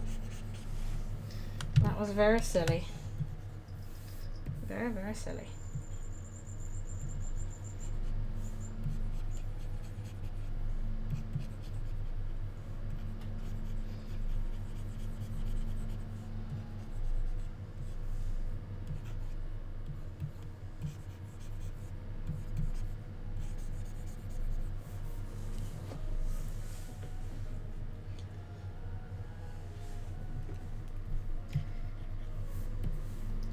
Yeah, I guess we'll have... Yeah, the blue one is hard to figure out because we don't have that gravity thing necessarily.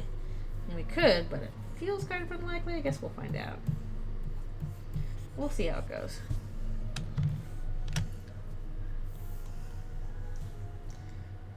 That's good. Yeah, there's definitely a lot going on in the dialogue that you don't necessarily see here.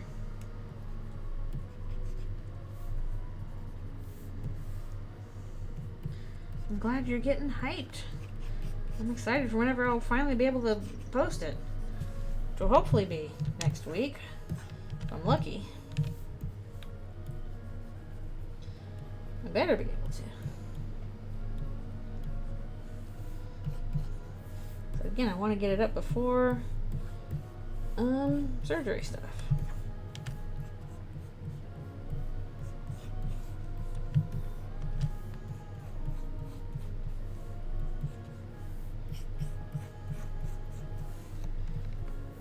There's Susie with her crazy long hairs.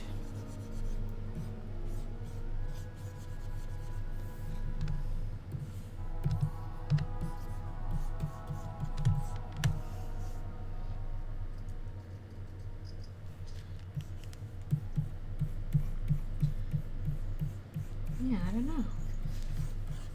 Okay.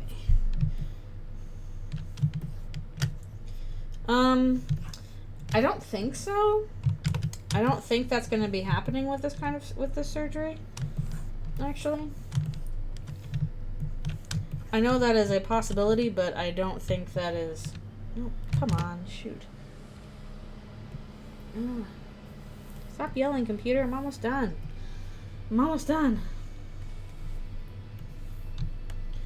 Yeah, they've earned a nap. They're tired. Yeah, but I don't think that's necessary in my case because I'm getting a reduction, not everything off, to put it bluntly. I think that is a more necessary thing to do if everything's coming off, to put it that way. But that's not exactly what I'm doing in this case, so I don't think that's what I'll need. At least that's not what the doctor made it sound like.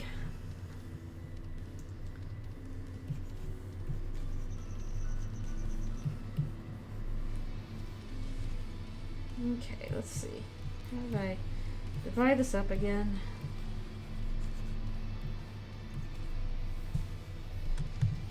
Yeah, I don't know. That's just what I've been told. I hope it's not something like that, because that's going to be uncomfortable if that's the case, but I don't think that's the way it is. Yeah, Chris needs to take a nap because they've had a long, painful week. And luckily, Noelle's like, here, you can take a nap here.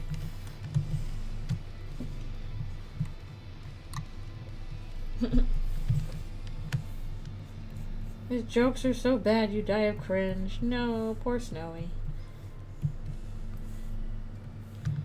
There's gotta be some way to incorporate the jokes thing. Okay. For now, it's sleepy time for Chris. It's sleepy time.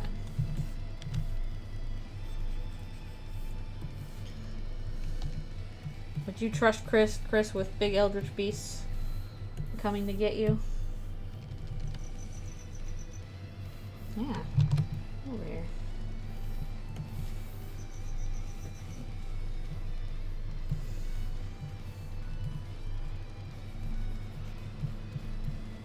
Coming to your town. Big eldritch beasts coming to get you.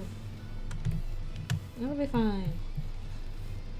But yeah, wholesome ending. Nap time.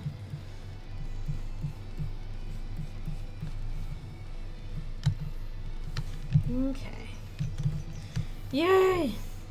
That is all the character fills. I need to go back and do like all the, oops, what did I miss? Right there. I need to go back later and do all the like liquid stuff. Acid, blood, grossness. What's going on there? What's happening with that? Is there like a thing? I guess it was white or something. Ugh. Big intimidating DSM-5, oh no. It's big. It's large. I don't know, maybe just to have it on hand.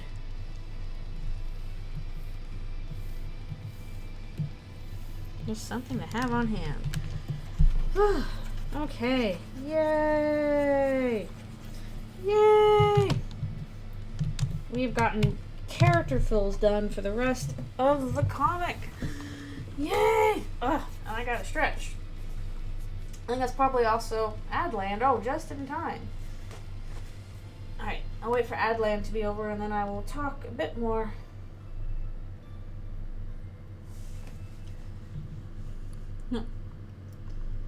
Okay, I think it's kind of hard to do Lynx in here necessarily. It might not allow that. But, yay. I really hope I can get this done in the next week or so. Crossing my fingers I can. It's going to take a lot of work on my part, but I will do my best to do it. Add Landover. Yay. But yeah, as I was saying, I'm probably going to stop here for now. Since we got these fills done with the characters. There's still a lot left to do. We got to do like all the background shading and all the character shading and all the effects and text and a ton of other stuff. I'm really going to try and finish it in time because I don't want to have to wait until after my surgery to finish it. But I'm going to do my best. Either way, so I'll probably have another stream for this on Saturday as well. Or not Saturday, next Sunday as well. And we'll see how far I get. Crossing my fingers. But yeah, we did at least get a lot done. We got, again, 8.5 pages of fills done today. And yeah.